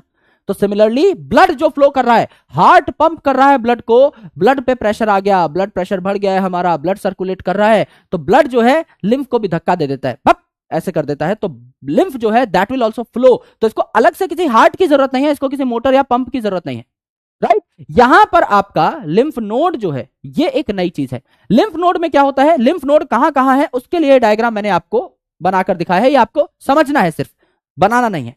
यहां पर अगर आप देखें आर्मपिट रीजन, यहां पर खूब सारे आपके लिम्फ नोड, नोड मतलब ये आपकी गांठे जैसा स्ट्रक्चर पाया जा रहा है, ये आपके लिम्फ नोड है। और सिमिलरली ये जो आपका इलाका है, ये जो जांघ वाला इलाका है, थाई वाला इलाका है, इस इलाके में भी आपके लिम्फ नोड की मात्रा बहुत ज्यादा है। यानी आपके लिम्फ नोड यूजुअली कहां पाए जाते हैं, आपका आर्मपिट रीजन में, तो आप लिख सकते हैं आर्मपिट यानी आपका बगल के रीजन में यहां पर, एंड देन आपका ग्रॉइन रीजन में भी पाए जाते हैं, यानी थाई रीजन में भी पाए जाते हैं। दोनों ऐसे रीजन है जहां पर भारी भरकम मात्रा होती है किसकी, आपके इन पर्टिकुलर लिम्फ नोड की। अब नाम है लिम्फ नोड तो कुछ तो इसकी सिग्निफिकेंस होगी ना, तो they are present heavily present heavily, बहुत ज्यादा मात्रा में पाए जाते हैं। कहां पर?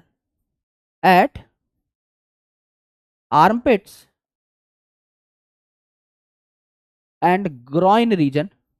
तो ये ग्रॉइन क्या होता है, बस यही बताने के लिए आपको मैंने ये डायग्राम दिखाया है, बनाने की जरूरत नहीं है। ग्रॉइन रीजन के बगल में थाई रीजन भी लिख सकते हो।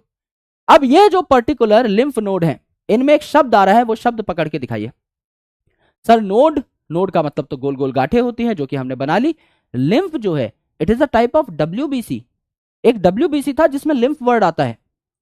व्हाइट ब्लड सेल अलग अलग टाइप के थे ना, आपके न्यूट्रोफिल, आपके इयोसिनोफिल, आपके बेसोफिल, आपके मोनोसाइट एंड देन आपके लिम्फोसाइट। अगर मेरे भाई लिम्फोसाइट यहां पर पाए जाएंगे तो इन लिम्फोसाइट का मतलब क्या था? इन लिम्फोसाइट का मतलब क्या था? लिम्फो का मतलब लिम्फ है ना, साइट का मतलब सेल, तो ये आपका लिम्फ नोड में ही तो पाए जाएंगे।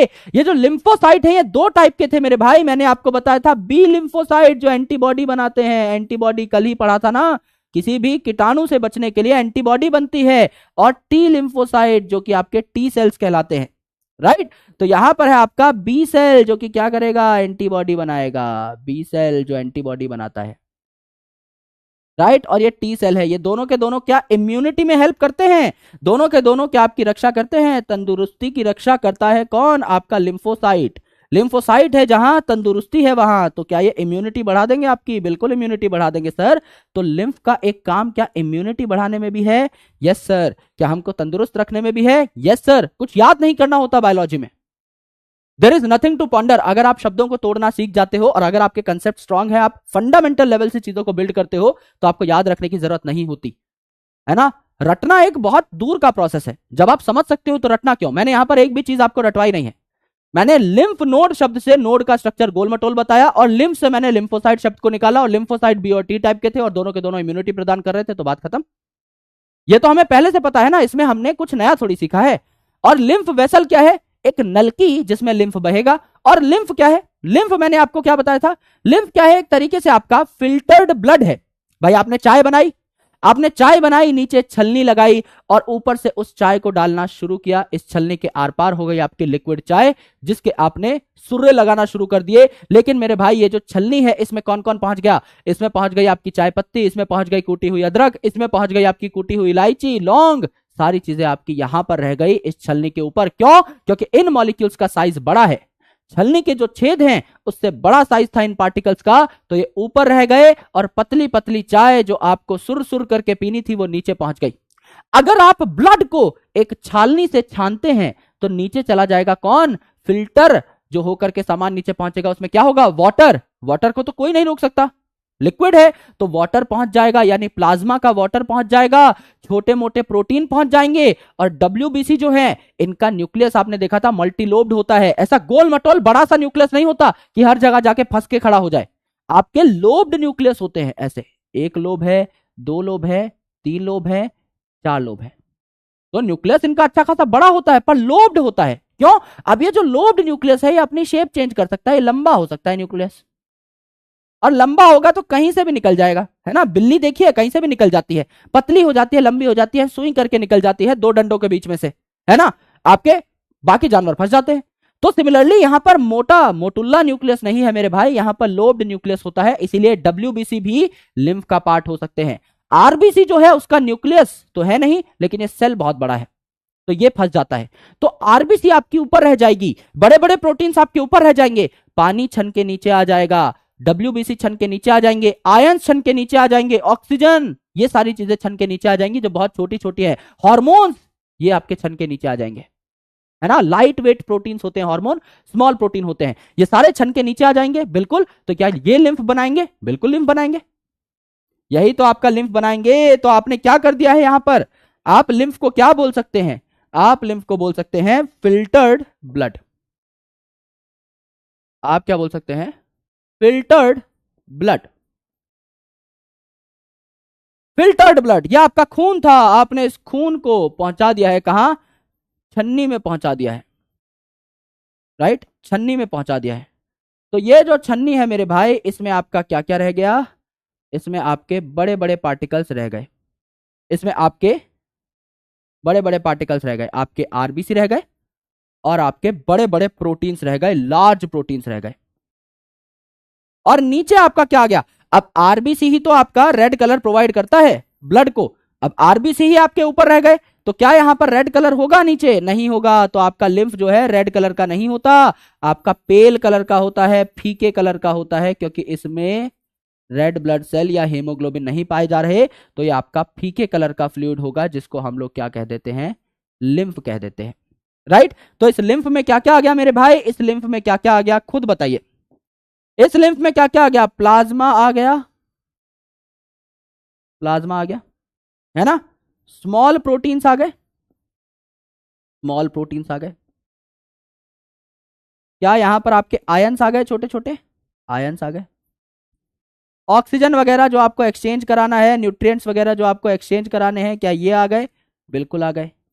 छोटे छोटे आपके हार्मोन्स आ गए, हार्मोन्स आ गए। जो फ्लेक्सिबल आपके डब्ल्यूबीसी थे, जो कि आपके मल्टीलोब्ड न्यूक्लियस कंटेन कर रहे थे, क्या वो आ गए, आ गए।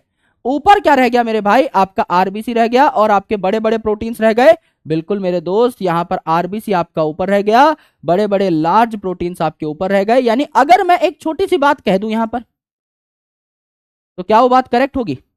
अगर मैं एक छोटी सी बात कह दूं कि लिम्फ जो है, अगर मैं एक छोटी सी बात कह दूं कि लिम्फ जो है it is equal to blood minus RBC and large proteins, तो क्या ये बात करेक्ट है। ब्लड जो था, इसमें से आपने बाकी सारी चीजें नीचे भेज दी हैं, बाकी सारी चीजें नीचे भेज दी हैं फिल्टर करके, लेकिन मेरे भाई यहां पर लार्ज प्रोटीन और आरबीसी माइनस हो गए, क्या ये बात करेक्ट है, बताइए फटाफट।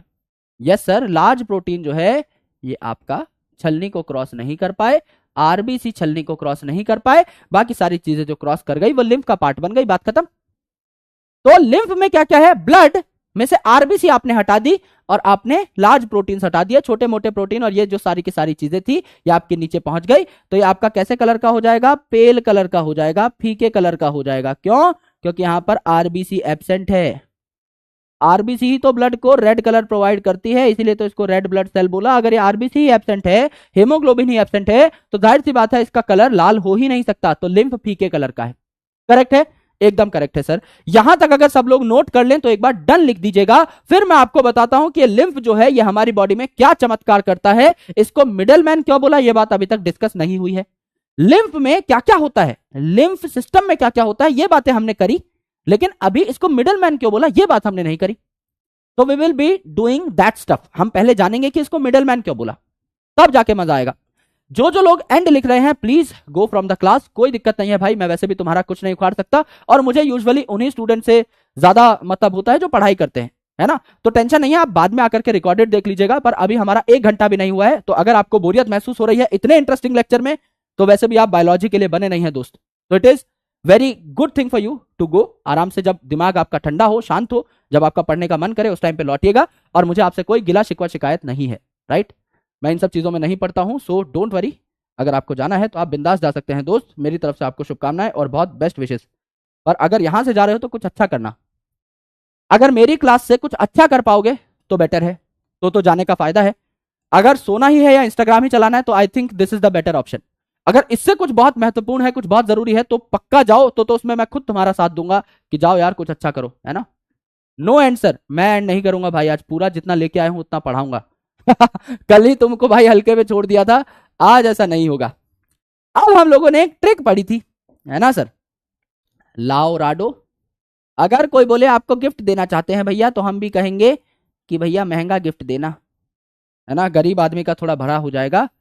अगर हम भी अंबानी की शादी में गए होते और हमको भी घड़ी मिलती, तो घड़ी बेच के हम तो रिटायर हो जाते 2 करोड़ की, है ना। तो लाओ का मतलब क्या है, LA that is left atrium. Left side में हमेशा कैसा ब्लड आता है मेरे दोस्त, लेफ्ट साइड में हमेशा ऑक्सीजनेटेड ब्लड आता है। ओ मतलब ऑक्सीजनेटेड ब्लड आता है, करेक्ट। ऑक्सीजनेटेड ब्लड कहां से आता है, ताजी ताजी ऑक्सीजन कौन लाता है, फेफड़ा लाता है, राइट।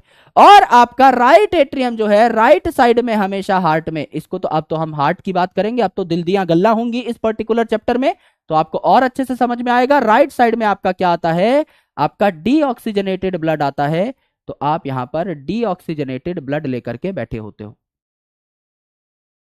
डीऑक्सीजनेटेड यानी इम्प्योर ब्लड यहां पर आता है। इम्प्योर ब्लड कहां से आएगा, टिश्यू से आएगा, जिसने अभी अभी गंदगी बनाई है वहां से आएगा। सिंपल सी बात है। अब आपने क्या किया, यहां पर हार्ट बना डाला। अब यहां पर आपने हार्ट बना डाला, यहां पर हमने बना दिया है अपना दिल, है ना, हमने बना दिया है दिल। 4 चैम्बर का हमारा प्यारा सा दिल हमने यहां पर बना दिया है। करेक्ट है जी, करेक्ट है। यहां हमने बना दिए हैं मुकेश भाई के फेफड़े, है ना, the Bollywood star, the sensation, the virality boy, Mukesh के हमने फेफड़े बना दिए। थोड़े अच्छे बन गए हैं, उसके थोड़े ज्यादा खराब है, पर कोई बात नहीं। यहां हमने बना दिया है क्या, टिश्यू। यहां हमने बना दिया है क्या, टिश्यू, जिसमें हमें ऑक्सीजन और न्यूट्रिएंट प्रदान करने हैं और इससे CO2 और कचरा पट्टी उठानी है। ये है आपका वो टिश्यू, है ना, ये आपका टिश्यू है। टिश्यू में न्यूक्लियस बना देते हैं, अच्छा लगता है थोड़ा देखने में, बस की खिड़की जैसा लग रहा है। ये है हमारा टिश्यू, ठीक है। ये हार्ट है, ये लंग है, ये टिश्यू है, सबको इतनी बातों का पता है। अब मेरे भाई हम लोग लेबल कर देते हैं इसके चैम्बर्स। ऊपर वाले दोनों एट्रियम, राइट साइड में राइट एट्रियम, लेफ्ट साइड में लेफ्ट एट्रियम। नीचे वाले आपके वेंट्रिकल, राइट साइड में राइट वेंट्रिकल, लेफ्ट साइड में लेफ्ट वेंट्रिकल। ये 4 चैम्बर हो गए, हो गए सर, एकदम हो गए। अब हमने क्या किया, अब हमने फेफड़ों से ताजी ताजी शुद्ध हवा लेकर के कहां भेज दी, लेफ्ट साइड में भेज दी। लेफ्ट साइड में ऑक्सीजनेटेड ब्लड आएगा, फेफड़ों से हमने ताजी ताजी शुद्ध हवा लेकर के कहां भेज दी, आपके लेफ्ट साइड में भेज दी। लेफ्ट साइड से ये जो ब्लड है ये कहां चला जाएगा, आपका टिश्यू के पास चला जाएगा, टिश्यू के पास चला जाएगा।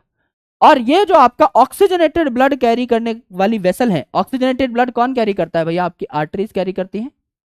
तो ऑक्सीजनेटेड ब्लड है तो आर्टरीज जो है इनको कहां तक पहुंचाएंगी, आर्टरीज इनको पहुंचाएंगी कहां तक, आपके टिश्यू तक, है ना। यहां पर ये जो आपकी ब्लड वेसल हैं ये किस में कन्वर्ट हो जाएंगी, कैपिलरी में कन्वर्ट हो जाएंगी और पतली पतली ट्यूब्स बना लेती हैं, और पतली पतली ट्यूब्स बना लेती हैं, और पतली पतली ट्यूब्स बना लेती हैं। इसे कैपिलरी नेटवर्क कहा जाता है। तो ये जो कैपिलरी नेटवर्क है, ये कैपिलरी नेटवर्क है, ब्लड बहुत तेजी से आ रहा है, हमने लंग्स से ब्लड को भेज दिया, ऑक्सीजनेटेड ब्लड को भेज दिया हमारे हार्ट में। हार्ट ने क्या किया, एक झटका लगाया, एक कॉन्ट्रैक्शन करी, और जब कॉन्ट्रैक्शन करी तो अंदर का ये जो ब्लड है प्रेशर से जाने लगा, किसके पास, प्रेशर से जाने लगा आपका यहां पर कैपिलरीज के पास। जब कैपिलरीज के पास ये ब्लड आता है तो कैपिलरीज होती है बहुत पतली पतली, आर्टरी तो मोटी थी, कैपिलरीज पतली पतली होती है। पतले पाइप में प्रेशर ज्यादा होता है। आपने कभी फवारे को देखा है किसी खेत के अंदर, अगर आपने खेत में फवारे को देखा है तो जो मोटा पाइप रहता है नीचे जो जमीन पे लगा रहता है उसमें पानी स्लोली ट्रेवल करता है, लेकिन जो फवारा है ना, जो आपका खड़ा पाइप है उसमें से बहुत तेजी से पानी निकल रहा होता है, उसमें पानी का प्रेशर बढ़ जाता है। क्यों, क्योंकि अब आपका जो पाइप है उसका डायमीटर है पतला, तो प्रेशर बढ़ेगा। तो यहां पर ये जो कैपिलरीज है इनका डायमीटर है कम, तो प्रेशर बढ़ेगा। हार्ट ने प्रेशर लगाया, बहुत तेजी से ब्लड भागता हुआ आ रहा है, दौड़ के आ रहा है, और यहां पर प्रेशर इतना ज्यादा है कि आपका ये जो कैपिलरीज थी इनमें छोटे छोटे पोर्स होते हैं, इनकी मेम्ब्रेन में छोटे छोटे पोर्स होते हैं, वहां से आपका सारा का सारा वाटर सॉल्युबल सामान, वाटर, न्यूट्रिएंट्स, ऑक्सीजन, छोटे छोटे हार्मोन, सारी चीजें बाहर निकल गई। सिर्फ बड़ी बड़ी चीजें जो छलनी से पास नहीं हो पा रही थी, जो कैपिलरी से पास नहीं हो पा रही थी, सिर्फ वो अंदर रह गई, यानी आपका आरबीसी और बड़े बड़े प्रोटीन अंदर रह गए। बाकी सारा का सामान, सारा का सारा झटके से बाहर आ गया। यहां पर क्या क्या बाहर आ गया मेरे दोस्त, यहां पर क्या क्या बाहर आ गया, यहां पर आपका O2 बाहर आ गया, यहां पर आपके न्यूट्रिएंट्स बाहर आ गए, यहां पर आपके स्मॉल प्रोटीन्स बाहर आ गए, राइट। यहां पर आपका प्लाज्मा का मेन कंपोनेंट यानी वाटर बाहर आ गया, यहां पर आपके आयंस बाहर आ गए, यहां पर आपके हॉर्मोन्स बाहर आ गए। अब इनको जहां पे जाना होगा ये चले जाएंगे। तो ये जो आपकी सारी की सारी चीजें आई, क्या ये यहां पर जमा हो गई, क्या ये इस ब्लड वेसल से, इस कैपिलरी से बाहर निकल चुकी है, क्या ये सारी की सारी चीजें यहां जमा हो गई, इन सेल्स के चारों ओर यहां पर जमा हो गई। इनको क्या बोल डाला, इनको टिश्यू फ्लूइड बोल डाला।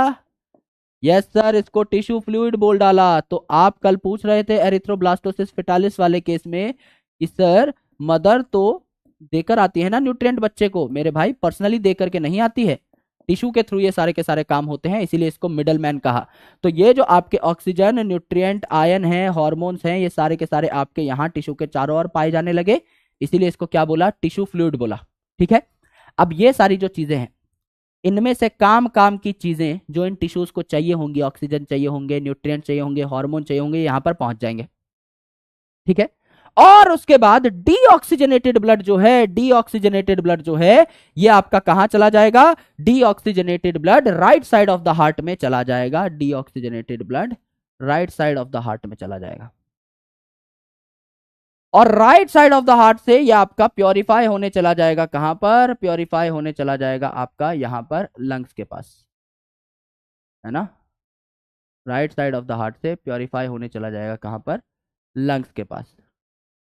फिर प्योरीफाई होकर फिर से आ जाएगा। एंड इस हिसाब से आपकी सर्कुलेशन चलती रहती है, धनाधन सर्कुलेशन चलती रहती है। तो यहां पर ये जो डीऑक्सीजनेटेड ब्लड लेकर के जाते हैं इनको क्या कहा जाता है? वेन कहा जाता है। डीऑक्सीजनेटेड ब्लड कैरी करती है वेन। ये वैन कहां चली गई? आपकी राइट एट्रियम में चली गई, फिर आपका राइट वेंट्रिकल से होते हुए प्योरीफाई होने चली गई। ये आपका पूरा का पूरा सिस्टम है। करेक्ट। तो यहां पर आपने इस मिडल मैन में, इस टिश्यू फ्लूइड में oxygen, nutrient, small protein, ion, hormones छोड़ दिए थे। ये सारे के सारी चीजें आपकी उठा ली किसने? आपके टिश्यू ने। और फिर इस टिश्यू ने यहां पर क्या किया? यहां पर आपका CO2, एक्सक्रीटरी प्रोडक्ट, ये सारी चीजें लोड कर दी। ये CO2 और एक्सक्रीटरी प्रोडक्ट सारे के सारे कहां लोड हो गए मेरे भाई? यहां पर अब आपकी कुछ वेसल्स पाई जाती है which are called as lymph vessels, which are called as lymph vessels. मैंने आपको क्या बताया था? लिम्फ के 3 ही पार्ट हैं लिम्फेटिक सिस्टम के।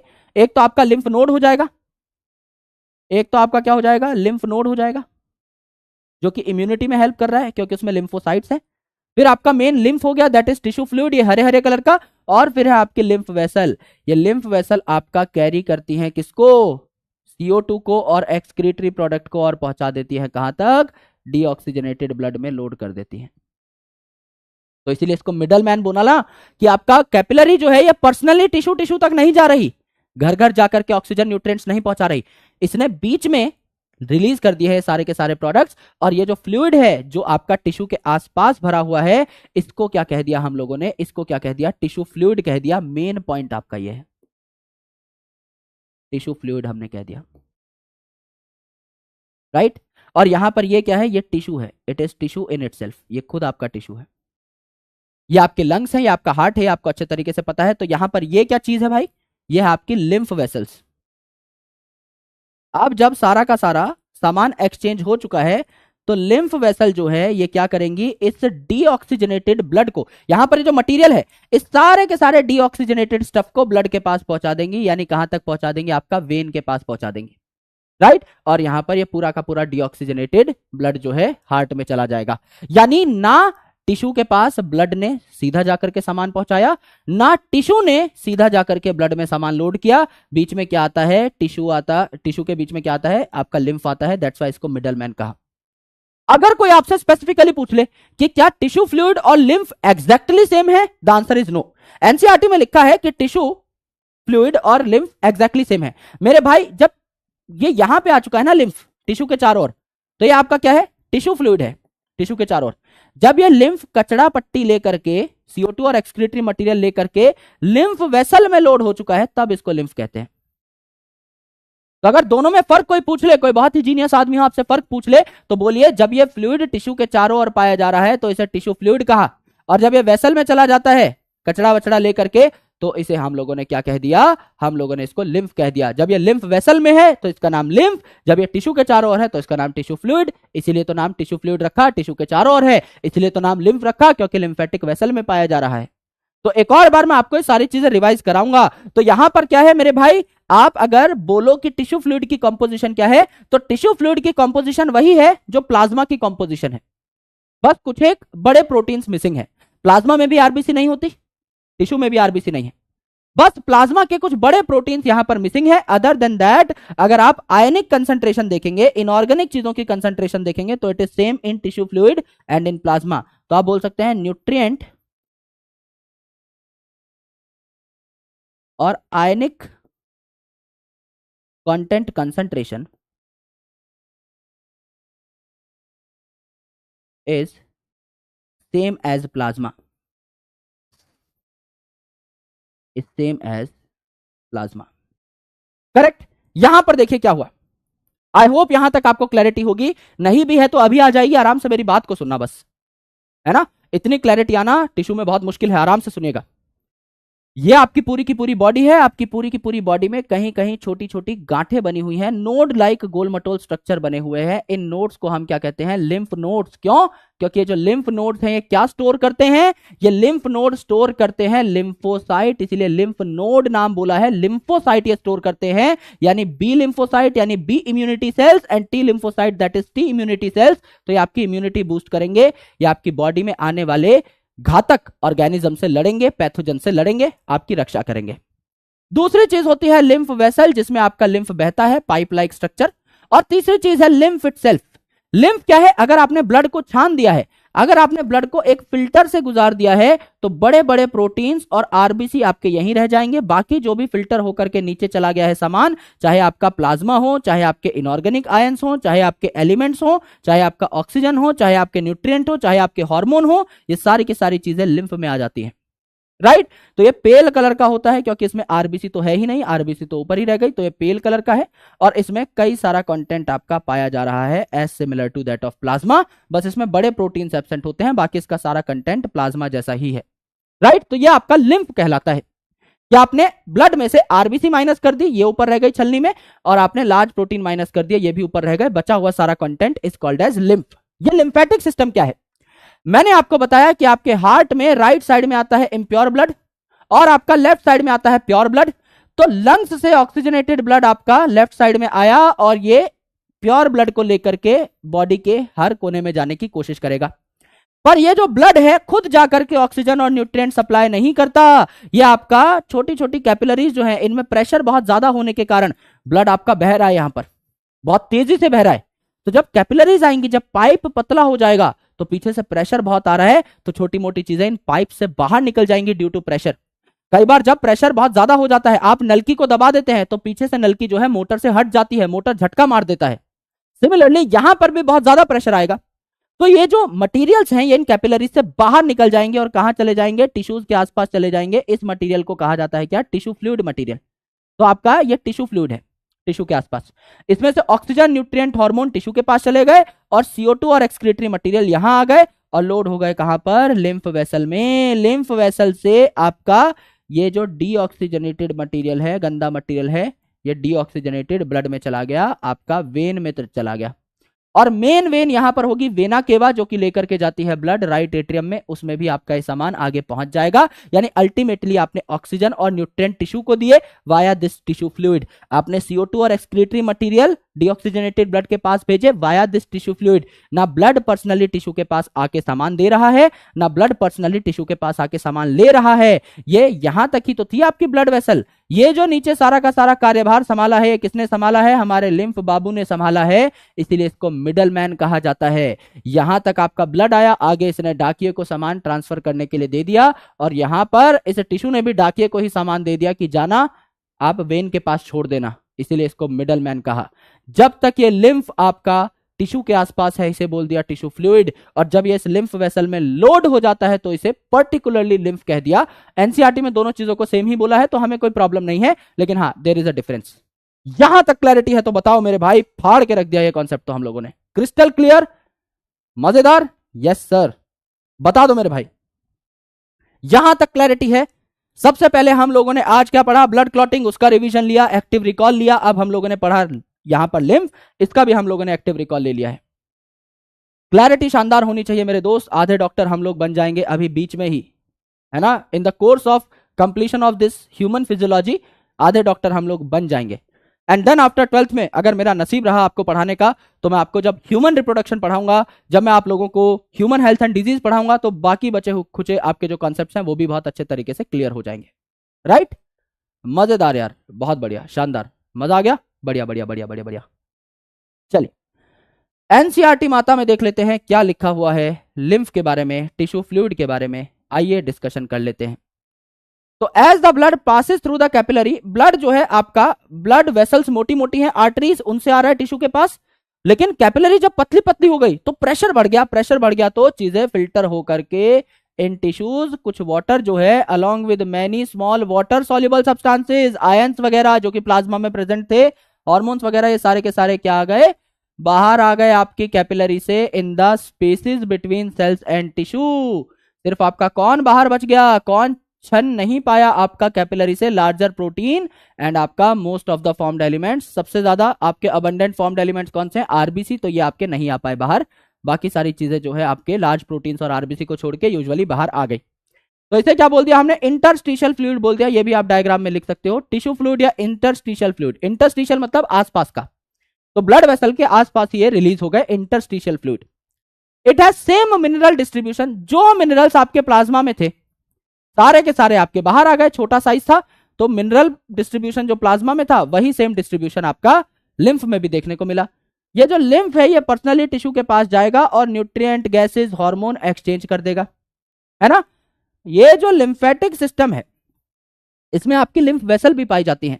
तो जब टिश्यू से CO2 और एक्सक्रीटरी मटेरियल आएगा तो इसको हम लिम्फ वेसल में लोड कर देंगे और लिम्फ वेसल में लोड करने के बाद वेन्स तक पहुंचा देंगे, डीऑक्सीजनेटेड ब्लड ये आपका हो जाएगा। ये जो आपका लिम्फ है दिस इज कलरलेस फ्लूइड, क्योंकि इसमें जो है आपकी आरबीसी नहीं है तो ये कलरलेस है। एंड हमारे इम्यून रिस्पॉन्स में भी ये बहुत इंपॉर्टेंट रोल अदा करता है, क्योंकि आपका लिम्फेटिक सिस्टम का मेन पार्ट है लिम्फ नोड्स, जिसमें बी लिम्फोसाइट और टी लिम्फोसाइट यानी बी इम्यून सेल और टी इम्यून सेल पाए जाते हैं। तो आपके इम्यूनिटी भी प्रदान कर रहे होते हैं, हमारी तंदुरुस्ती की रक्षा भी कर रहे होते हैं, न्यूट्रिएंट, हार्मोन एक्सेट्रा का भी आप क्या कर सकते हो, ट्रांसपोर्ट कर सकते हो। अब एक लाइन यहां पर बता रखी है जो कि थोड़ी सी मजेदार है, इसको हम अलग से पढ़ेंगे, इसको आप अपने नोट्स में ऐड कर सकते हो साथ साथ। तो इस लाइन को आप लिख लीजिए पहले, फिर मैं आपको समझाता हूं ये क्या है। पहले आपके सिलेबस में एक चैप्टर था जिसका नाम था डाइजेशन एंड एब्जॉर्प्शन, अब वो चैप्टर नहीं है। तो उस चैप्टर में आपको डिटेल में समझाया जाता था कि फैट का एब्जॉर्प्शन कैसे होता है। अब आपको पता है कि फैट जो है ये पानी में मिक्स नहीं होता, अगर आप तेल और पानी को मिक्स करने की कोशिश करेंगे तो नहीं मिक्स होगा। तो जो फैट है वो हमारी बॉडी में यूजुअली एब्जॉर्ब कर पाना बहुत मुश्किल है, क्योंकि अगर आप देखें तो बाकी ज्यादातर जो न्यूट्रिएंट्स हैं दे आर वाटर सॉल्युबल, और हमारी बॉडी तो बनी ही 70% पानी की है, तो बाकी सारी चीजें आसानी से पानी में लोड हो जाती है, मिक्स हो जाती है। फैट जो है ये पानी में आसानी से मिक्स नहीं होता, तो उस फैट को कैरी करने के लिए, जैसा अभी हम लोगों ने CO2 को कैरी किया, एक्सक्रीटरी मैटर को कैरी किया, ऑक्सीजन को कैरी किया, न्यूट्रिएंट को कैरी किया, हार्मोन को कैरी किया, इसी हिसाब से आपका इंटेस्टाइन जिसमें सबसे ज्यादा एब्जॉर्प्शन होती है, जिसमें विलाय पाई जाती है, इसमें स्पेसिफिकली आपकी एक लिम्फ वेसल होती है जो कि फैट के एब्जॉर्प्शन में हेल्प करती है। तो अगर आप इंटेस्टाइन की बात करें तो इंटेस्टाइन की वॉल कुछ ऐसी दिखाई देगी दोस्त, इंटेस्टाइन की वॉल कुछ ऐसी दिखाई देगी, इस पे आपके फिंगर लाइक प्रोजेक्शंस पाए जाएंगे जिनको विलाय कहा जा रहा होगा। यस सर, इनको विलाय कहा जा रहा होगा, फिंगर लाइक प्रोजेक्शन है। इस फिंगर लाइक प्रोजेक्शन में मेरे भाई क्या होता है, सरफेस एरिया बढ़ा हुआ है, एब्जॉर्प्शन का, यहां पर क्या है आपका लिम्फ पाए जाते हैं, लिम्फ वेसल्स पाई जाती है। ये लार्ज लिम्फ वेसल जो अलग से फैट एब्जॉर्प्शन में हेल्प करती हैं, इनको क्या कहा जाता है, इनका नाम क्या है, इनको स्पेशल नाम दिया गया है कॉल्ड एज लैक्टील्स, इनको स्पेशल नाम दिया गया है एज लैक्टील्स। तो आपको बस इतना समझना है कि इंटेस्टाइन की वॉल है, इसमें आपका क्या है विलाय है, और यहां पर ये लिम्फ वेसल है जिसको लैक्टिल कह डाला, जो कि क्या करता है फैट के एब्जॉर्प्शन में हेल्प कर रहा होता है। दिस इज विलाय, है ना, विलाय और माइक्रोविलाय यहां पाए जाते हैं। ये इंटेस्टाइन की वॉल है, और इंटेस्टाइन जाना जाता है किस चीज के लिए, मैक्सिमम एब्जॉर्प्शन के लिए। आप जो भी खाते हो उसका मैक्सिमम एब्जॉर्प्शन इसमें होता है, इंटेस्टाइन में ही होता है। तो इंटेस्टाइनल वॉल है, और ये क्या है दोस्त मेरे, लैक्टियल है।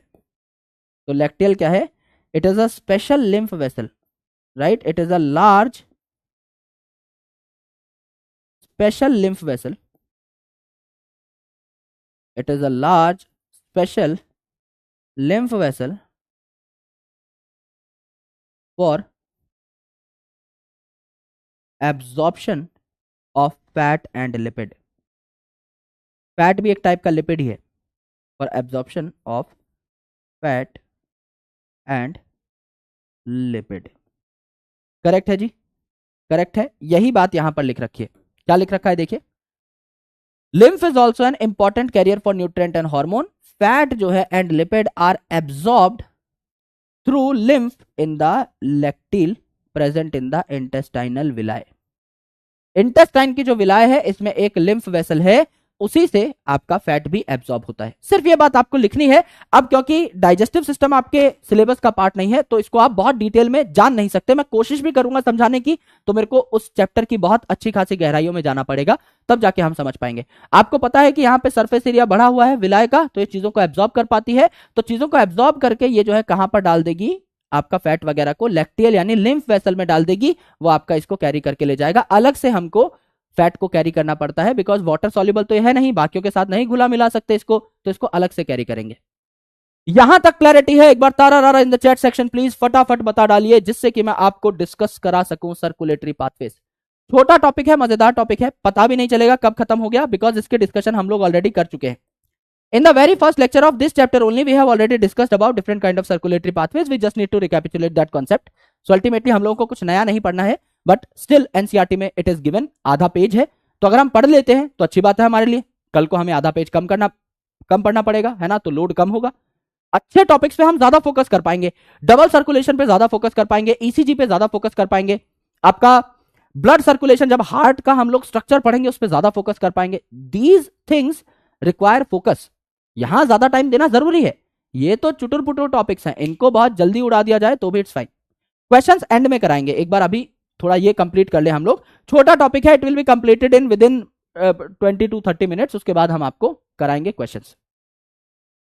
ठीक है भाई, चलिए अब देखिए ओपन सर्कुलेशन क्या है। क्या ओपन सर्कुलेशन के बारे में आप जानते हो? यस सर, आपने बताया तो था। ओपन सर्कुलेशन हम लोग पढ़ चुके हैं डिटेल में। सर कहां पढ़ा था? कॉकरोच में पढ़ा था।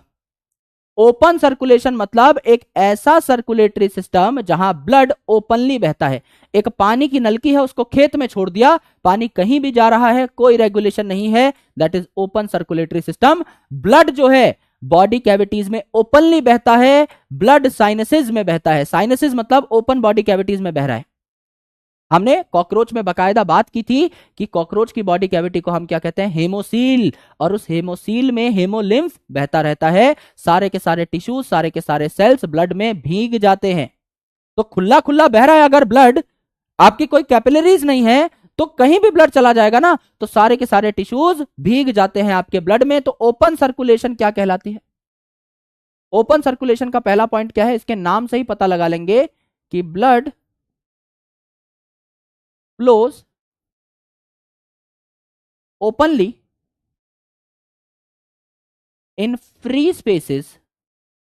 बॉडी की जितनी भी खाली जगह है, रिक्त स्थान की पूर्ति करें, ये फिल इन द ब्लैंक्स कर देता है जाकर के। तो blood flows openly in free spaces called sinuses. हमारी बॉडी में जो खाली जगहें हैं उन्हें साइनस कहा जाता है। तो साइनसेस में आपका ये ब्लड फ्लो कर जाता है।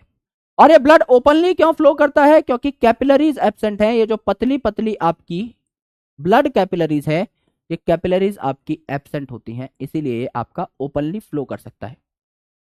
This is called as open circulation. For example, यहां पर आपका हार्ट है, यहां पर आपका हार्ट है, ठीक है, दिस इज योर हार्ट।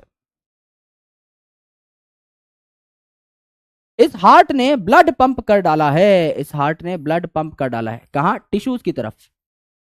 इस हार्ट ने ब्लड पंप कर डाला है, तो ये ब्लड जो है आपका कहां चला गया? डायरेक्टली बॉडी कैविटीज में चला गया, है ना। यहां पर ये आपका सारा का सारा ब्लड जो है ये रिलीज हो गया है, और टिश्यूज इस ब्लड में भीग गए हैं। ये जो आपके टिश्यूज हैं ये भीग गए हैं, टिप टिप यहां पर बरसा ब्लड, ब्लड ने आग लगाई, तो यहां पे टिश्यू जो है ये भीग चुका है ब्लड में। फिर क्या होगा? यहां पर ये ब्लड जब भिगा रहा है टिश्यू को, तो पूरा का पूरा भीगा भागी होने के बाद आपका यहां पर कुछ और वेसल्स पाई जाएंगी, that will carry this blood back to the heart, है ना। तो ऐसा नहीं है कि यहां पे ब्लड वेसल नहीं है। कई लोग गलती करते हैं, यहां पर लिख देते हैं कि ब्लड वेसल ही नहीं है। नहीं भाई, कैपिलरीज नहीं है, ब्लड वेसल तो होंगी, है ना। कैपिलरीज नहीं है मतलब पर्सनली हर एक टिश्यू के पास आपका ब्लड जो है वो जा नहीं पा रहा है, आपका ओपन स्पेसेस में, साइनसेस में ही ये ब्लड रह जा रहा है। तो ये टिश्यू जो है ये आपका यहां पर पाया जा रहा है, and this is open space. This open space is called as sinus. इनको क्या बोला? साइनसिस बोला, इनको साइनसिस बोला। This is called as open circulatory system, सब कुछ खुला खुला है, इसे ओपन सर्कुलेटरी सिस्टम कहा जाता है, राइट। तो ओपन सर्कुलेटरी सिस्टम में क्या आप चीजों की रेगुलेशन कर सकते हो? नहीं कर सकते। भाई अगर मैंने एक पाइप लेकर के खेत में छोड़ दिया है, क्या मैं रेगुलेट कर सकता हूं कि पानी सिर्फ यहां जाएगा और इतना पानी जाएगा और इतने प्रेशर से जाएगा? मेरे हाथ में कुछ है ही नहीं। पानी तो कहीं भी जा सकता है, पानी तो अपना रास्ता खुद बनाता है। भाई अगर मैं एक बोतल से पानी छिड़कूं इस कमरे में, क्या मैं एग्जैक्टली बता सकता हूं कि पानी की बूंदें कहां कहां गिरेंगी? भाई it is a random event, ये तो खुद ही खुद हो रहा है, तो इसमें मेरा कोई रोल है ही नहीं, मैं खुद जज नहीं कर सकता कि पानी कहां कहां गिरेगा, राइट। सो यहां पे अगर आप देखेंगे इट इज लेस रेगुलेटेड, इसको लेस डेवलप्ड सिस्टम क्यों कहा जाता है? Because it is less regulated, regulation यहां पर कम है, लेस रेगुलेटेड। और लेस रेगुलेटेड होने के साथ साथ ब्लड जो है खुले स्पेस में आ गया है, और इस खुले स्पेस से आपका ब्लड जो है ये आपका दोबारा से लोड होगा इन वेसल्स में। भाई पहले तो हार्ट आपका पंप कर रहा है ब्लड को, तो ब्लड भाग के आया, और जब तक इस वेसल में दोबारा पहुंचा ये ब्लड तब तक इसका प्रेशर कम हो गया ना। तो ओवरऑल अगर आप देखेंगे तो ब्लड प्रेशर यहां पर कम भी तो है। अगर पाइप से ही आप सारी चीजों को ट्रांसपोर्ट कर रहे हो तो blood pressure is well regulated. यहां तो ब्लड प्रेशर आपका बहुत कम हो जाएगा, रास्ते में आपने खुला छोड़ दिया पानी, फिर आप चाह रहे हो कि वह सारा पानी पाइप में घुस जाए, तो ब्लड प्रेशर तो कम होगा ही ना, राइट। ब्लड प्रेशर तो बहुत कम हो जाएगा, राइट।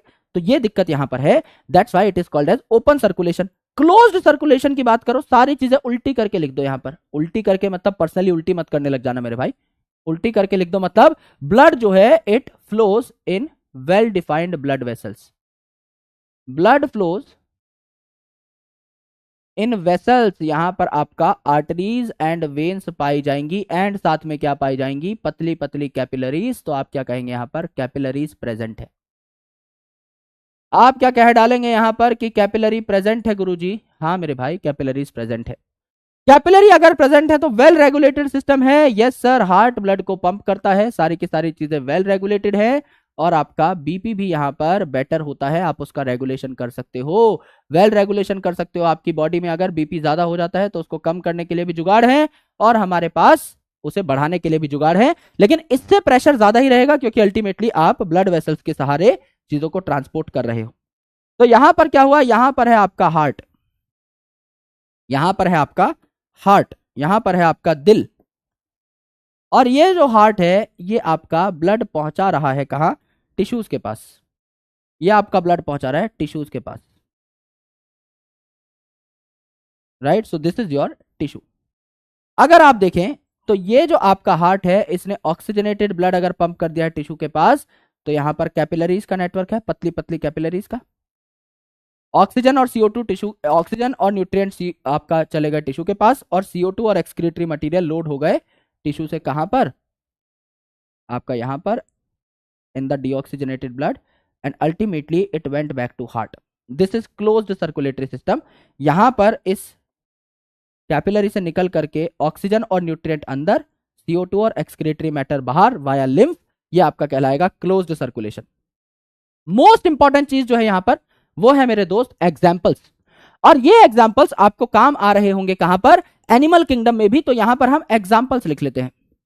एग्जाम्पल क्या हो जाएगा? एग्जाम्पल हमने कहां पर पढ़ा? ओपन सर्कुलेटरी सिस्टम अभी तक कहां पर पढ़ा हुआ है सर? आपने ओपन सर्कुलेटरी सिस्टम हमको पढ़ाया था कॉकरोच में, और कॉकरोच क्या है? आर्थ्रोपोडा है। तो आपका पहला एग्जाम्पल क्या हो जाएगा? आर्थ्रोपोडा। पहला एग्जाम्पल क्या हो जाएगा? आर्थ्रोपोडा। और दूसरा एग्जाम्पल क्या हो जाएगा? मोलस्का। जो आपके शेल्ड ऑर्गेनिजम्स होते हैं मोलस्का, उनमें आपको देखने को मिल जाएगा ओपन सर्कुलेटरी सिस्टम। और मोलस्का में एक पर्टिकुलर कैटेगरी होती है सिफेलोपोडा, उसको छोड़ करके, यानी ऑक्टोपस को छोड़ करके, तो एक्सेप्ट सिफेलोपोडा, यानी ऑक्टोपस को छोड़ करके बाकी सारे आपके जो मोलस्क है ना, जैसे कि ऑक्टोपस है, इसको छोड़ करके बाकी सारे जो मोलस्क हैं इनमें आपका ओपन सर्कुलेटरी सिस्टम पाया जाएगा। ऑक्टोपस थोड़ा सा एडवांस है। और यहां पर आपने क्लोज्ड सर्कुलेटरी सिस्टम देखा, किसमें देखा था? मेंढक। मेंढक क्या की हम लोगों ने पूरी की पूरी लाइफ साइकिल पढ़ी हुई है। फ्रॉग क्या था? एम्फीबियन था, which is a part of phylum Chordata. तो क्या कॉर्डेट्स में आपका ये पाया जाता है? एनालिड्स में, यानी कि आपका अर्थवर्म वगैरह में भी क्लोज सर्कुलेटरी सिस्टम होता है। सर्कुलेटरी सिस्टम बहुत एडवांस है आपका एनालिड्स में एंड कॉर्डेट्स में, एंड कॉर्डेट्स में। कॉर्डेट्स में भी एक्सेप्शन है, लो लेवल के कॉर्डेट्स जिनको हम कहते हैं यूरोकॉर्डेट। तो अधिकतर कॉर्डेट्स में क्लोज सर्कुलेटरी सिस्टम है, यूरोकॉर्डेट में आपका ओपन सर्कुलेटरी सिस्टम है, ये लो लेवल के है। और अधिकतर मोलस्क में ओपन सर्कुलेटरी सिस्टम है, आपका सिफेलोपोडा में क्लोज सर्कुलेटरी सिस्टम है, क्योंकि ये ज्यादा एडवांस है। तो ओपन और क्लोज सर्कुलेटरी सिस्टम को एक बार रिवाइज करवाए देता हूं यहीं पर। क्या हो गया मेरे भाई? ओपन सर्कुलेटरी सिस्टम मतलब हार्ट जो है ब्लड को पंप करेगा और उसके बाद ये ब्लड जो है ओपन स्पेसेस में चला जाएगा, साइनसेस में चला जाएगा और ये सारे टिश्यू जो है इस ब्लड से भीग जाएंगे। The tissues are going to get bathed by the blood. इसे हम कहते हैं क्या? इसे हम कहते हैं ओपन सर्कुलेटरी सिस्टम। ये टिश्यू जो है यहां पर ब्लड में भीगेगा नहीं, क्योंकि ब्लड इस टिश्यू तक पहुंच ही नहीं रहा। लिम्फ जो है इन चीजों को लेकर के आता है, टिश्यू फ्लूइड जो है इन चीजों को लेकर के आता है टिश्यू तक। तो टिश्यू जो है ये सेफ रहते हैं, ये आपका भीगते नहीं है इस ब्लड से। तो ये हमको जानने को मिला। तो टिश्यू जो है यहां पर इसके साथ क्या होगा? It is bathed in blood. ये नहा लिया है खून से, खून की होली खेल चुका है। क्यों? क्योंकि खून खुला खुला बह रहा है ना। ये जो आपका टिश्यू है ये आपका बाथ नहीं हुआ, नॉट बाथ्ड बाय ब्लड, क्योंकि ब्लड जो है खुला खुला नहीं बह रहा, नॉट बाथ्ड बाय ब्लड। यहां तक क्लैरिटी है या नहीं? झटपट बता डालिए, रिवीजन भी आपका इसका हो चुका है। क्या यहां तक क्लैरिटी है? यस और no? The main important thing that you need to memorise from this specific article is examples only. पहली बात तो आप कॉकरोच के बारे में पढ़ चुके हो, तो वहां पर ओपन सर्कुलेटरी सिस्टम था, तो आपको पता लगता है कि आर्थ्रोपोड में ओपन सर्कुलेटरी सिस्टम है। एनिमल किंगडम जब पढ़ेंगे तो मोलस्का का भी आप एग्जांपल पढ़ोगे, तो सिफेलोकॉर्डेटा इज एन एक्सेप्शन, बाकी लगभग सारे मोलस्क में आपका ओपन सर्कुलेटरी सिस्टम है। सिमिलरली यहां पर आप फ्रॉग के बारे में पढ़ चुके हो, विच इज द कॉर्डेट, आप अपने बारे में जानते हो, यू आर ऑल्सो कॉर्डेट, तो हमारे अंदर क्लोज्ड सर्कुलेटरी सिस्टम होता है। यूरोकॉर्डेटा बहुत लोअर लेवल के कॉर्डेट्स हैं, तो इनमें ओपन सर्कुलेटरी सिस्टम होता है। एनालिड्स यानी अर्थफॉर्म वगैरह में भी क्लोज सर्कुलेटरी सिस्टम देखने को मिलता है। एनालिड्स का जो आपका सर्कुलेटरी सिस्टम है it is more advance as compare to that of Arthropoda. Annelids जो है इस लेवल पे मोर एडवांस सर्कुलेशन इनमें देखने को मिलती है। वैसे एनालिड्स बहुत ही लोअर लेवल के ऑर्गेनिजम्स हैं, लेकिन सर्कुलेशन में इन्होंने झंडे गाड़ दिए, मेरिट हासिल कर ली है, ज्यादा एडवांस इनमें सर्कुलेटरी सिस्टम है। अब हम क्या करते हैं, एनसीईआरटी के दर्शन कर लेते हैं इस टॉपिक के, और फिर एक छोटा सा टॉपिक है, फिर आपको छोड़ देंगे। देखिए, सर्कुलेटरी पैटर्न्स आपके ओपन हो सकते हैं और क्लोज हो सकते हैं। ओपन सर्कुलेटरी सिस्टम आपका आर्थ्रोपोडा में पाया गया, जैसे कि कॉकरोच एंड मोलस्का में एग्जांपल ये हो गए थे। मैंने आपको एक्सेप्शन भी बताया था, सिफेलोपोडा मोलस्क में क्लोज सर्कुलेटरी सिस्टम होता है। यहां पर हार्ट से ब्लड जो पंप हुआ है ये लार्ज वेसल से जाके, यहां कैपिलरी नहीं है, ब्लड वेसल्स तो है ही, ओपन स्पेसेस में जाकर के ब्लड बहने लग जाता है, जिसको क्या कहा जाता है? साइनसिस कहा जाता है। एनालिडा ने झंडे गाड़ दिए थे सर्कुलेटरी सिस्टम में, और कॉर्डेट यानी हम लोगों में क्लोज्ड सर्कुलेटरी सिस्टम है, यानी कि यहां पर ब्लड जो है हार्ट से पंप होता है एंड आपका ब्लड वेसल्स के थ्रू एक जगह से दूसरी जगह पर चला जाता है। ये मोर एडवांटेजेस है, क्योंकि यहां पर आप ब्लड प्रेशर को बढ़िया तरीके से रेगुलेट कर सकते हो, तो ये वेल रेगुलेटेड है, that's why it is more advance. Open circulatory system में अच्छा रेगुलेशन नहीं था। ये सारी चीजें हम लोगों ने लिख ली है। अब it is very important to know what is single circulation, what is double circulation, what is incomplete और कंप्लीट डबल सर्कुलेशन। आराम से देखना, 5 मिनट का टॉपिक है और हमारे पास एम्पल टाइम है। एंड एंड मत बोलना, इतना मजेदार टॉपिक है, मजा ही आ जाएगा। एंड एंड मत बोलना, वी हैव 13 मिनट्स, हमारे पास खुद के हक के 13 मिनट बचे हुए हैं, है ना।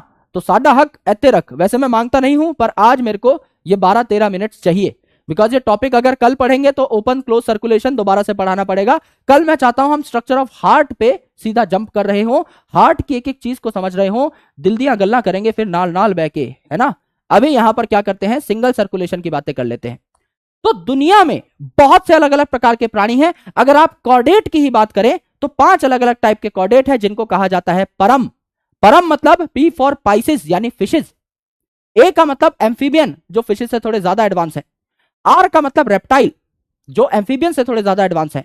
ए का मतलब एव्स यानी पक्षी यानी बर्ड्स, और एम का मतलब है मैमल्स यानी हम लोग। तो ये पांचों की पांचों कैटेगरीज हैं, इनमें अलग अलग टाइप का हार्ट होता है।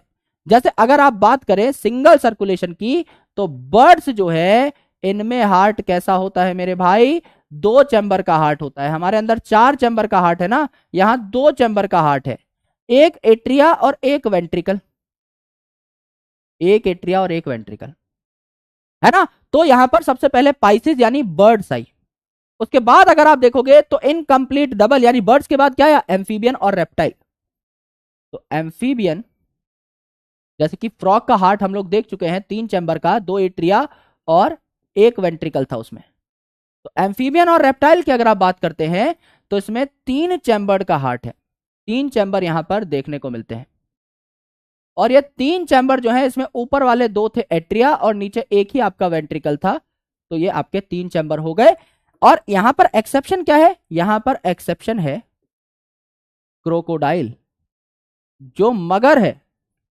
अगर मगर बहुत करता है ये, तो ये जो मगरमच्छ है ये आपका यहां पर क्या है, एक्सेप्शन है। This is exception. इसमें 4 चैम्बर का हार्ट होता है। तो ये अगली कैटेगरी में आप लोग देखेंगे। तो परम में आपका पी यानी पाइसिस आ गए। बर्ड क्या लिख दिया भाई, फिशेस होना चाहिए ना।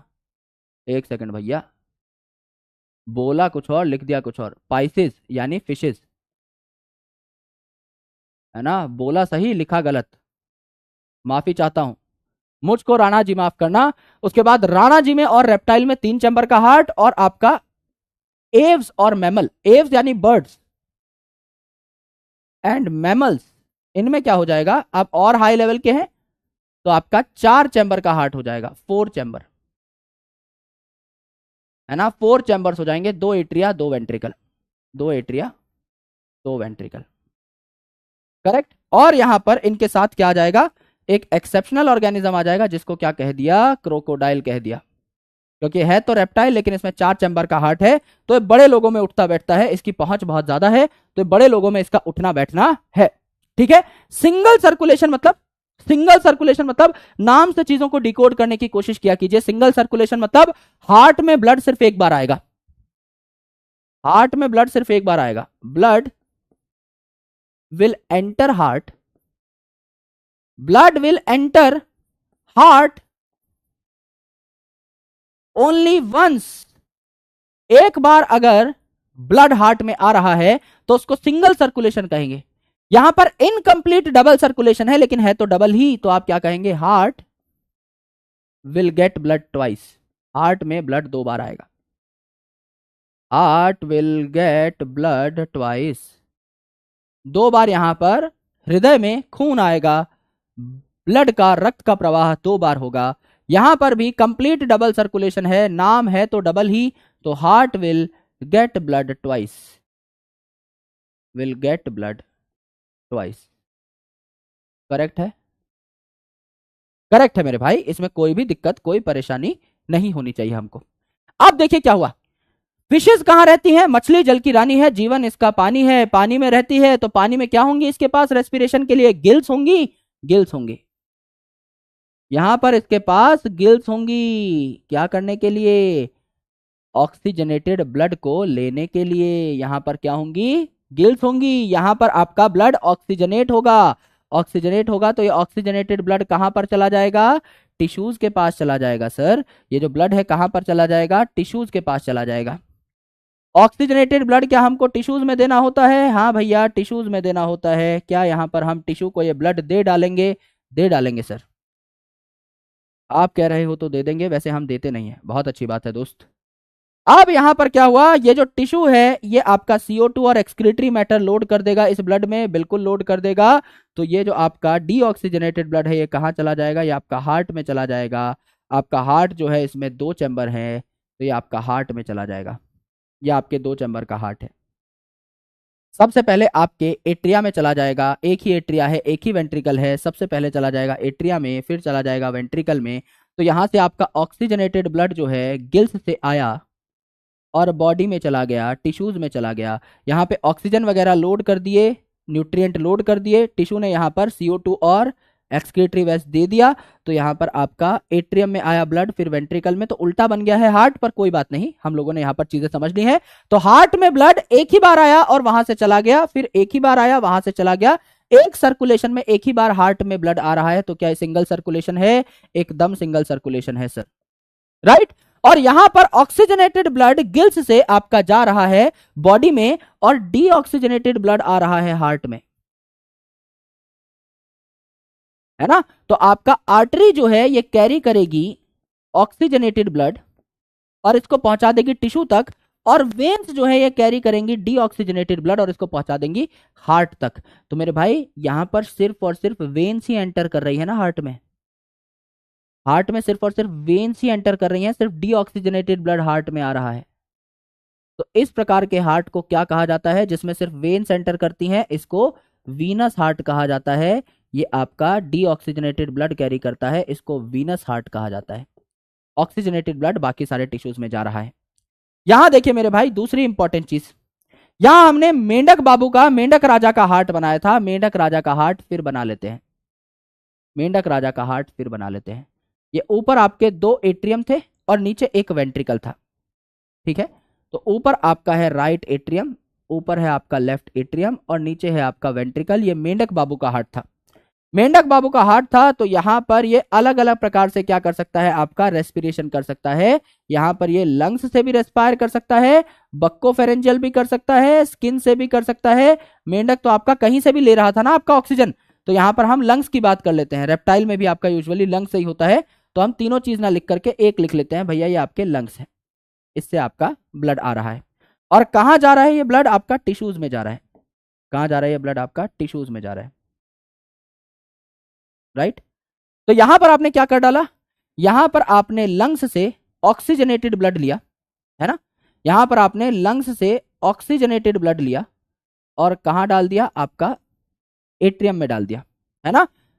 आपका लेफ्ट साइड में ऑक्सीजनेटेड ब्लड आता है और यहां पर ये जो ब्लड है कहां चला गया, आपका टिश्यू के पास चला गया, ठीक है।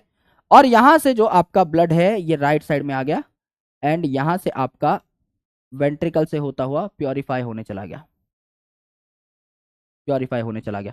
तो अगर आप देखें तो यहां से आपका लंग्स से प्योरीफाई होकर ऑक्सीजनेटेड ब्लड आया लेफ्ट साइड में, ऑक्सीजनेटेड ब्लड आया लेफ्ट साइड में, और यहां से आपका टिश्यू से डीऑक्सीजनेटेड ब्लड आया, डीऑक्सीजनेटेड ब्लड आपका आया राइट साइड में, ठीक है। ये ऑक्सीजनेटेड ब्लड, ये डीऑक्सीजनेटेड ब्लड, दोनों ने क्या बना लिया, मिक्स ब्लड बना लिया। अब ये मिक्स ब्लड ही आपका टिश्यू के पास चला जाता है और ये मिक्स ब्लड ही आपका प्योरीफाई होने कहां चला जाता है, आपका लंग्स के पास चला जाता है। तो यहां पे सर्कुलेशन तो डबल है, जैसा कि हमने फ्रॉग में पढ़ा था, ये सेम वही डायग्राम है। सर्कुलेशन तो डबल है आपका, ये ब्लड जो है ये राइट साइड में आ रहा है, ये ब्लड जो है लेफ्ट साइड में आ रहा है। तो हार्ट के पास 2 जगह से ब्लड आ रहा है, तो ट्वाइस ये ब्लड को ले पा रहा है। तो सर्कुलेशन तो यहां पर डबल है, लेकिन इनकम्प्लीट डबल सर्कुलेशन है, क्योंकि ब्लड यहां पर मिक्स हो जाता है। तो इनकम्प्लीट ब्लड सर्कुलेशन है, क्योंकि ब्लड यहां पर मिक्स्ड है। 2 प्रॉपर सर्कुलेशन नहीं है, मतलब एक बार लेफ्ट साइड में ब्लड आया, एक बार राइट साइड में ब्लड आया, लेकिन दोनों मिक्स हो गए। तो प्रॉपर 2 सर्कुलेशन नहीं हुई, यहां पर आकर के कबाड़ा हो गया, दोनों के दोनों मिक्स हो चुके हैं। लेकिन अगर आप खुद की बात करें, अगर आप यहां पर ह्यूमंस की बात करें, कॉर्डेट्स की बात करें, तो यहां पे आप देखिए आपका सर्कुलेटरी सिस्टम कितना प्यारा है, कितना शार्प है। अब देखिए आपका सर्कुलेटरी सिस्टम कितना प्यारा है। यहां पर अगर आप लिखते हैं right atrium, right ventricle, left ventricle, तो यहां पर आपका क्या हो गया, यहां पर आपने बना दिए हैं लंग्स, यहां पर बना दिए हैं आपने लंग्स, और यहां पर आपने क्या बना दिए हैं, यहां पर आपने बना दिए हैं टिश्यूज, यहां पर आपने बना दिए हैं टिश्यूज। तो अगर आप देखें तो इस टिश्यू में क्या आएगा, एक बार ऑक्सीजनेटेड ब्लड आएगा, है ना, ऑक्सीजनेटेड ब्लड आएगा। ये जो आपका लंग है इसने साफ साफ ब्लड भेज दिया है आपका लेफ्ट साइड में ऑक्सीजनेटेड ब्लड, और लेफ्ट साइड से ये जो ब्लड है टिश्यू में आ गया, ऑक्सीजनेटेड ब्लड आपका कहां आ गया, टिश्यू में आ गया। सो दिस इज फर्स्ट सर्कुलेशन, आपका ऑक्सीजनेटेड ब्लड यहां से लोड हुआ, ऑक्सीजनेटेड ब्लड आपका यहां से कहां चला गया, टिश्यू में चला गया। क्या ये पहली सर्कुलेशन आपको देखने को मिली, सर देखने को मिली। दूसरी सर्कुलेशन देखिए, यहां से अब CO2 और एक्सक्रीटरी मैटर लोड कर दिया है टिश्यू ने, कहां पर, आपका इस ब्लड वेसल में। तो आपका ये जो आपका डीऑक्सीजनेटेड ब्लड है ये साफ सफाई के लिए चला गया है कहां पर, लंग्स में। यानी ये पूरा का पूरा दूसरा सर्कुलेशन हो गया, राइट। यहां से आपका डीऑक्सीजनेटेड ब्लड लोड हो गया है वेन्स में, एंड ये डीऑक्सीजनेटेड पहुंचा राइट साइड में, और यहां से होते होते आपका ऑक्सीजनेट होने के लिए चला गया लंग्स के पास। तो यहां ब्लड की मिक्सिंग नहीं है, no mixing of blood, no mixing. इसीलिए जो आपकी ऑक्सीजनेशन वाली साइकिल है वो पूरी की पूरी वैसी रही, और डीऑक्सीजनेशन वाली साइकिल पूरी की पूरी डिफरेंट रही, वैसी की वैसी रही जैसी हमने पढ़ी थी। नो मिक्सिंग, तो डबल सर्कुलेशन है और कंप्लीट है, कोई बीच में मिक्सिंग नहीं हो रही। यहां पे इनकम्प्लीट क्यों था, क्योंकि मिक्सिंग हो गई। तो आए थे डबल, 2 अलग अलग रास्ते से, फिर रास्ते कॉमन हो गए, तो पूरी डबल सर्कुलेशन नहीं है ना, 2 कंप्लीट रास्ते हमको चाहिए। यहां क्या हुआ, 2 आए अलग अलग रास्ते से फिर मिल गए, तो सिंगल सर्कुलेशन मतलब एक बार सर्कुलेशन, एक ही बार हार्ट में ब्लड आ रहा है। डबल सर्कुलेशन मतलब हार्ट में दो अलग अलग जगह से ब्लड आ रहा है, लंग्स से प्योरीफाइड ब्लड और आपका टिश्यू से इम्प्योरीफाइड ब्लड, है ना। लेकिन बीच में अगर मिक्स हो गए तो इनकम्प्लीट डबल सर्कुलेशन। मिक्स नहीं हुए, दो साइकिल्स आपको देखने को मिल रही हैं, एक आपका पल्मोनरी सर्कुलेशन यानी लंग्स के साथ, एक सिस्टेमिक सर्कुलेशन यानी बॉडी के साथ, तो कंप्लीट डबल सर्कुलेशन ये कहां देखने को मिलती है? एडवांस ऑर्गेनिजम्स में देखने को मिलती है। तो यहां क्या हुआ? अगर एक ही बार हार्ट में ब्लड आ रहा है, एक ही बार हार्ट में ब्लड आ रहा है तो सिंगल सर्कुलेशन, एक ही बार हार्ट में ब्लड आया, राइट। तो ये उनमें होगा जिनमें दो चैम्बर का हार्ट होता है, जैसे आपके पाइसेस यानी आपकी फिशेस, राइट।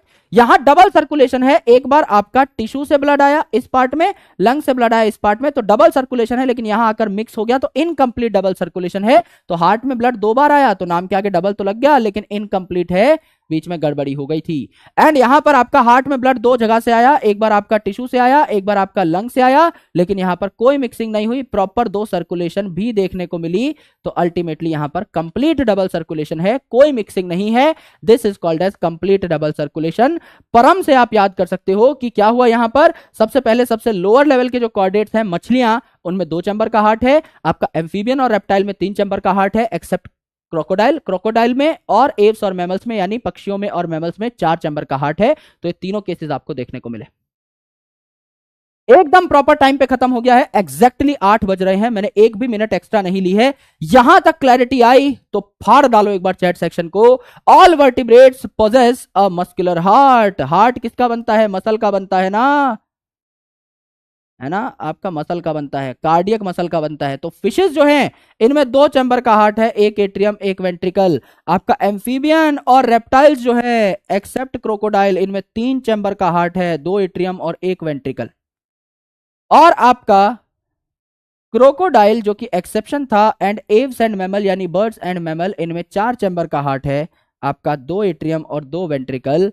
फिशेस में अगर आप देखें तो आपका डीऑक्सीजनेटेड ब्लड जो है ये ऑक्सीजनेट होता है बाय गिल्स, क्योंकि पानी में रहते हैं तो यूजुअली गिल से आपका यहां पर रेस्पिरेशन हो रहा होता है। तो एक ही बार हार्ट में ब्लड आता है, इसे वीनस हार्ट कहा जाता है, इसमें डीऑक्सीजनेटेड ब्लड आता है। एम्फीबियन और रेप्टाइल में अगर आप देखें लेफ्ट साइड तो इसमें क्या आता है? ऑक्सीजनेटेड ब्लड आता है, लाओराडो नाम से हमने याद किया था। एंड आपका एम्फीबियन है तो आपका गिल्स, लंग्स, स्किन, अलग अलग तरीके से रेस्पिरेशन हो सकती है। तो राइट साइड में क्या आएगा? आपका डीऑक्सीजनेटेड ब्लड आएगा। लेकिन बीच में आकर के सिंगल आपका जो वेंट्रिकल है इसमें आकर के मिक्स हो जाएगा। तो दो सर्कुलेशन तो है पर कंप्लीट नहीं है, तो इनकम्प्लीट डबल सर्कुलेशन इसको बोला। लेकिन बर्ड और मैमल में अगर आप देखें तो लेफ्ट साइड में सिर्फ और सिर्फ ऑक्सीजनेटेड ब्लड रहता है और राइट साइड में सिर्फ और सिर्फ आपका यहां पर डीऑक्सीजनेटेड ब्लड रहता है। कोई मिक्सिंग यहां पर नहीं होती, नो मिक्सिंग अप। देयरफॉर इसे क्या बोला? कंप्लीट डबल सर्कुलेशन बोला। ये हमारे बेसिक कॉन्सेप्ट्स क्लियर हो गए हैं। अब हम ह्यूमन सर्कुलेटरी सिस्टम के पास चल सकते हैं, उतना आगे बढ़ सकते हैं। क्वेश्चन करने के लिए तैयार? यस और नो, दो तीन क्वेश्चन है, छोटे छोटे क्वेश्चन है, 30-30 सेकंड में निपटा दें। आपको जाना है तो आप जा सकते हैं, कोई दिक्कत नहीं है।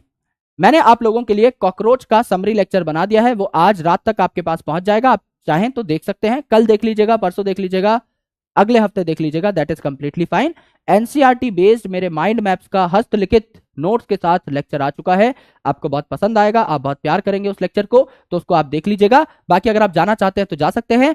अगर आप 1.5 मिनट रुक जाएंगे तो मैं आपको 3 क्वेश्चंस करा दूंगा, उसके बाद आपकी छुट्टी हो जाएगी। कोई टाइम पास नहीं करता वैसे भी मैं, तो आपको बहुत जल्दी मैं छोड़ दूंगा। फटाफट आ जाइए, 30 सेकंड में इस सवाल को सॉल्व कर लीजिए। 2 और 4 चैम्बर का हार्ट रेस्पेक्टिवली किन में पाया जाता है? 2 चैम्बर का और 4 चैम्बर का, तो सही एग्जाम्पल का आपको चुनाव करना है। 2 चैम्बर का हार्ट किसमें था? मछली जल की रानी में था। 3 चैम्बर का किसमें था? एम्फीबियन और रेप्टाइल में था, एक्सेप्ट आपका क्रोकोडाइल। क्रोकोडाइल, एव्स और मैमल्स में क्या था? 4 चैम्बर का था। तो 2 किसमें था? फिशेज में था। रेप्टाइल में तो 3 चैम्बर का था, तो ये वैसे गलत हो जाएगा। क्रोकोडाइल में 4 चैम्बर का है, एम्फीबियन में 3 चैम्बर का है। 2 और 4 पूछा है, फिशेज में 2, क्रोकोडाइल में 4, बात खत्म। एक्सेप्शन है आपका क्रोकोडाइल, और क्रोकोडाइल पे ही सवाल आता है, पूछा जाएगा कंप्लीट डबल सर्कुलेशन कौन से रेप्टाइल में है? क्रोकोडाइल में है। 4 चैम्बर का हार्ट कौन से रेप्टाइल में है? क्रोकोडाइल में है। इस पे सवाल आएगा। मगरमच्छ पे सवाल आए तो अगर मगर किए बिना मगरमच्छ को हम सिलेक्ट कर लेंगे एंड आंसर हमारा डन हो जाएगा। अपना Bachchan is the right answer, 64%। क्या कबाड़ा किया है भाई? 11 और 19%। अभी अभी बताया था यार, एक तो जिन्होंने सी किया है बहुत ही गलत है, क्योंकि रेप्टाइल में 2 चैम्बर क्यों होगा? सिर्फ आपका फिशेज में है, तो वो तो पहले ही गलत हो गया। और यहां पर फिशेस जो है इनमें 2 चैम्बर का, एम्फीबियन और रेप्टाइल्स में 3 चैम्बर का था, तो सही तरीके से देख के आपको मार्क करना था, पर कोई बात नहीं। ओपन सर्कुलेटरी सिस्टम इनमें से किस किस में है, फटाफट मार्क कर दीजिए एक बार पोल को। हो जाओ भैया, हो गए भैया। ओपन सर्कुलेटरी सिस्टम जहां ब्लड ओपनली बहता है ना, ओपनली ब्लड अगर बह रहा है तो ओपन सर्कुलेटरी सिस्टम किसमें है भाई, हमारे अंदर तो क्लोज्ड है ज्यादातर कॉर्डेट्स में, यूरो कॉर्डेट एक्सेप्शन थे, पर ज्यादातर कॉर्डेट में तो क्लोज ही है। और आपका एनालिडा जो है इन्होंने धूम मचा दी थी सर्कुलेटरी सिस्टम में, इनमें भी आपका क्लोज है। तो ओपन किसमें बचा, आर्थ्रोपोड यानी कॉकरोच पढ़ के आए हैं यहां तक, ओपन सर्कुलेटरी सिस्टम था। मोलस्क में एक्सेप्शन है सिफेलोपोडा का, लेकिन यहां पर अगर आप देखें तो ज्यादातर मोलस्क में तो ओपन सर्कुलेटरी सिस्टम है। तो उत्तर क्या हो जाएगा आपका, ए और डी हो जाएगा, ए और डी हो जाएगा। Doctor Bachchan is the right answer, आपका यहां पर ए और डी हो जाएगा। इजी क्वेश्चन था, समझाने के साथ भी हम लोगों ने 15-20 सेकंड में सॉल्व कर लिया। बहुत ही आसान था, बहुत इजी था। I hope you will be able to mark this up. देख लेते हैं डॉक्टर बच्चन कितने लोगों ने मार्क किया है। 83% लोगों ने मार्क किया है, विच इज वेरी गुड, कोई दिक्कत नहीं है। देखिए मेरे भाई, अब इस सवाल को पढ़ लीजिए पहले आराम से। मुझे पता है आपके पास कईयों के पास पोल लेट आता है, इसलिए आप मार्क नहीं कर पाते, तो पहले मैं सवाल पढ़ा देता हूं, 10-20 सेकंड का लैग होता है, वो लैग हट जाएगा, फिर आप आसानी से मार्क कर पाएंगे। The circulatory pattern in which blood is pumped by heart passes through the large vessels and into open spaces, ये बहते हैं, साइनसेस में बहते हैं। ओपनली अगर ब्लड बह रहा है तो इसको क्या कहेंगे। देखो भाई, सवाल में ही जवाब है, कुछ करना ही नहीं था। ये तो आपको हलवा बना करके दे दिया है, मुंह में भी चम्मच भर के डाल दी है, अब सिर्फ चबाना है आपको, वो भी नहीं कर पाए तो दिक्कत है। ऐसा बोला है कि ओपन स्पेसेस में अगर खून फ्लो कर रहा है तो उसे क्या बोलेंगे, ओपन, तो ओपन सर्कुलेटरी सिस्टम बोलेंगे ना। और क्लोज अगर होता तो क्लोज बोलते। इनकम्प्लीट कंप्लीट का आपका ओपन क्लोज से कोई लेना देना है ही नहीं। हम लोग ये कॉर्डेट में बात करते हैं इनकम्प्लीट और कंप्लीट की, तो वो चीजें हटा दो अभी। ओपन और क्लोज में सीधी सी बात है, अगर ब्लड ओपनली साइनसेस में, बॉडी कैविटीज में फ्लो कर रहा है तो ओपन सर्कुलेटरी सिस्टम। आपका ब्लड वेसल्स में यानी आर्टरीज, वेन्स, कैपिलरीज में फ्लो कर रहा है, ओपनली फ्लो नहीं कर रहा, टिश्यू को नहीं भिगो रहा है blood, then this is closed circulatory system. तो ओपनली ब्लड बह रहा है तो ओपन सर्कुलेटरी सिस्टम इसको कहा जाएगा। अपना Bachchan is the right answer. उत्तर 94% लोगों ने कर दिया है, मतलब वो पोल वाली बात जो थी वो करेक्ट थी।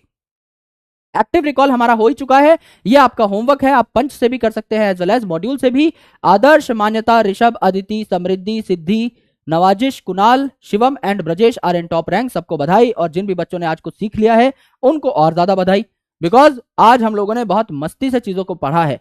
फिजियोलॉजी जितना आप इंटरेस्टिंग तरीके से और जितना प्यार से पढ़ेंगे, जितना कम याद करते हुए, जितना ज्यादा कंसेप्चुलाइज करते हुए, जितना ज्यादा क्वेश्चन की प्रैक्टिस करते हुए पढ़ेंगे, it will give you additional benefit always. तो try to memorize less, try to conceptualize more, because जब आप समझते हैं चीजों को तो ये बातें आपके दिमाग में बहुत ज्यादा लंबे वक्त तक टिकती हैं, और तभी आप क्वेश्चंस भी बहुत कॉन्फिडेंटली बना रहे होते हैं। आज मैंने आपका काफी ज्यादा टाइम ले लिया है, उसके लिए मैं माफी चाहूंगा, लेकिन कल आपको थोड़ा सा जल्दी भी छोड़ा था। अभी इस टॉपिक से रिलेटेड जितने भी डाउट्स हों, डीपीपी सोल्यूशन मैं आपके लिए बहुत जल्दी बना दूंगा, वो भी आ जाएंगी, और आज एक डीपीपी है उसको भी आप सॉल्व कर लीजिएगा। एंड जितने भी डाउट्स हों वो आप एक बार नीचे कमेंट में पोस्ट कर दीजिएगा, because it is getting late today. तो आराम से हम लोग नेक्स्ट सेशन में डाउट्स ले रहे होंगे और सारे डिस्कशन कर रहे होंगे। तो मजा आ गया तो जाते जाते एक बार तारा रारा या लाल कलर के दिलों की बारिश कर दीजिए। मैं मिलता हूं आपसे अगले सेशन में, तब तक के लिए lots of love, take care and bye bye. Crystal clear हो गया सर, क्या बात है। टेस्ट का सिलेबस क्या है, breathing and exchange of gases. उसमें आपका बॉडी फ्लूइड एंड सर्कुलेशन मैंने नहीं डाला है, सिर्फ आपका रेस्पिरेशन का जितना टॉपिक हमने पढ़ा है स्टार्टिंग टू एंड, वही आपका टेस्ट के अंदर आएगा। और आगे चल के मैं कॉकरोच भी टेस्ट में डालना स्टार्ट करूंगा, क्योंकि कॉकरोच का टेस्ट हुआ नहीं अभी तक, राइट। तो मैंने अभी थोड़ा सा उसको छोड़ रखा है बैकएंड पे, लेकिन आगे चल के हम लोग उसको ऐड करेंगे। तो कॉकरोच पढ़ लीजिएगा, बिकॉज मैंने उसके रिकॉर्डेड लेक्चर्स बना दिए थे। तो अब हमारा सिलेबस ट्रैक पे आने वाला है। एक दो अगर हम एक्स्ट्रा क्लासेस ले ले तो आई गेस हमारा सिलेबस ट्रैक पे आ जाएगा। थोड़ा सा हम लोग लैग में चल रहे हैं अभी भी, क्योंकि एक तो बैच हम लोगों को 1-1.5 महीने लेट मिला था, तो थोड़ा सा कुछ क्लासेस की कमी है, 7-8 क्लासेस की। आई गेस आप लोग बहुत अच्छे बच्चे हो, हम दिवाली पे उस टाइम को यूज कर सकते हैं इफ यू वांट। अगर आप बोलेंगे तो मैं दिवाली पे आपके लिए कुछ एक्स्ट्रा क्लासेस रिकॉर्ड कर सकता हूं। मतलब मैं उतने एफर्ट्स देने के लिए तैयार हूं, अगर आप तैयार हैं तो आप मुझे बताइएगा। मेरे को लिटरली कोई और काम धंधा नहीं है, मैं सिर्फ पढ़ता हूं और पढ़ाता हूं, अपना रिसर्च का काम करता हूं, and my life is this only.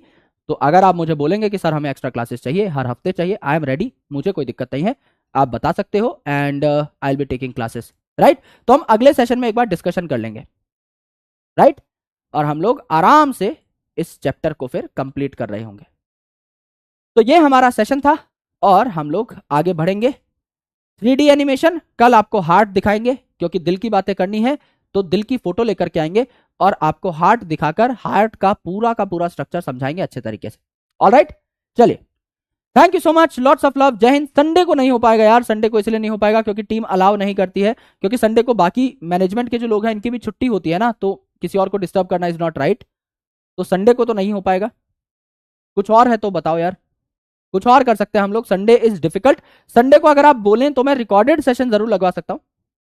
ऐसा कर लिया करेंगे कि रिकॉर्डेड सेशन थोड़ा छोटा हो, 1 घंटे का हो, जिससे आपको भी ज्यादा प्रॉब्लम ना हो। अगर आप बोलें तो वैसा कुछ हम लोग प्लान कर सकते हैं, लेकिन संडे को लाइव तो उसके लिए पूरी टीम लगती है। अभी जो आप सेशन देख रहे हैं इसमें कई लोगों की मेहनत है ना। एक सर है जो मेरा स्टूडियो ऑपरेट कर रहे हैं, है ना। एक मैम है जो लेक्चर अभी देख रही हैं बैठ करके, है ना। She coordinates all the batches. और उसके अलावा भी और कई सारे लोग हैं जिनका काम होता है, मेहनत होती है इस लेक्चर के पीछे, जो आपको लाइव दिखाई देता है। तो सबका कोऑर्डिनेशन हो पाना संडे को इज रियली डिफिकल्ट। बाकी हम लोग वी विल डिस्कस, है ना, नॉट एन इशू। आराम से बैठेंगे, डिस्कस करेंगे। Animal kingdom is highly theoretical topic. उसको अगर आप बोलोगे तो एक एक लेक्चर रिकॉर्ड करके हम उसको साइड बाय साइड खत्म कर सकते हैं। हर संडे को एक लेक्चर देके अगले लेक्चर में हम लोग इसके बारे में पोल करा लेंगे, पोलिंग करा लेंगे। राइट, चलिए, लॉट्स ऑफ लव, अपना ख्याल रखिए, पढ़ाई करते रहिए। मैं मिलता हूं आपसे अगले सेशन में।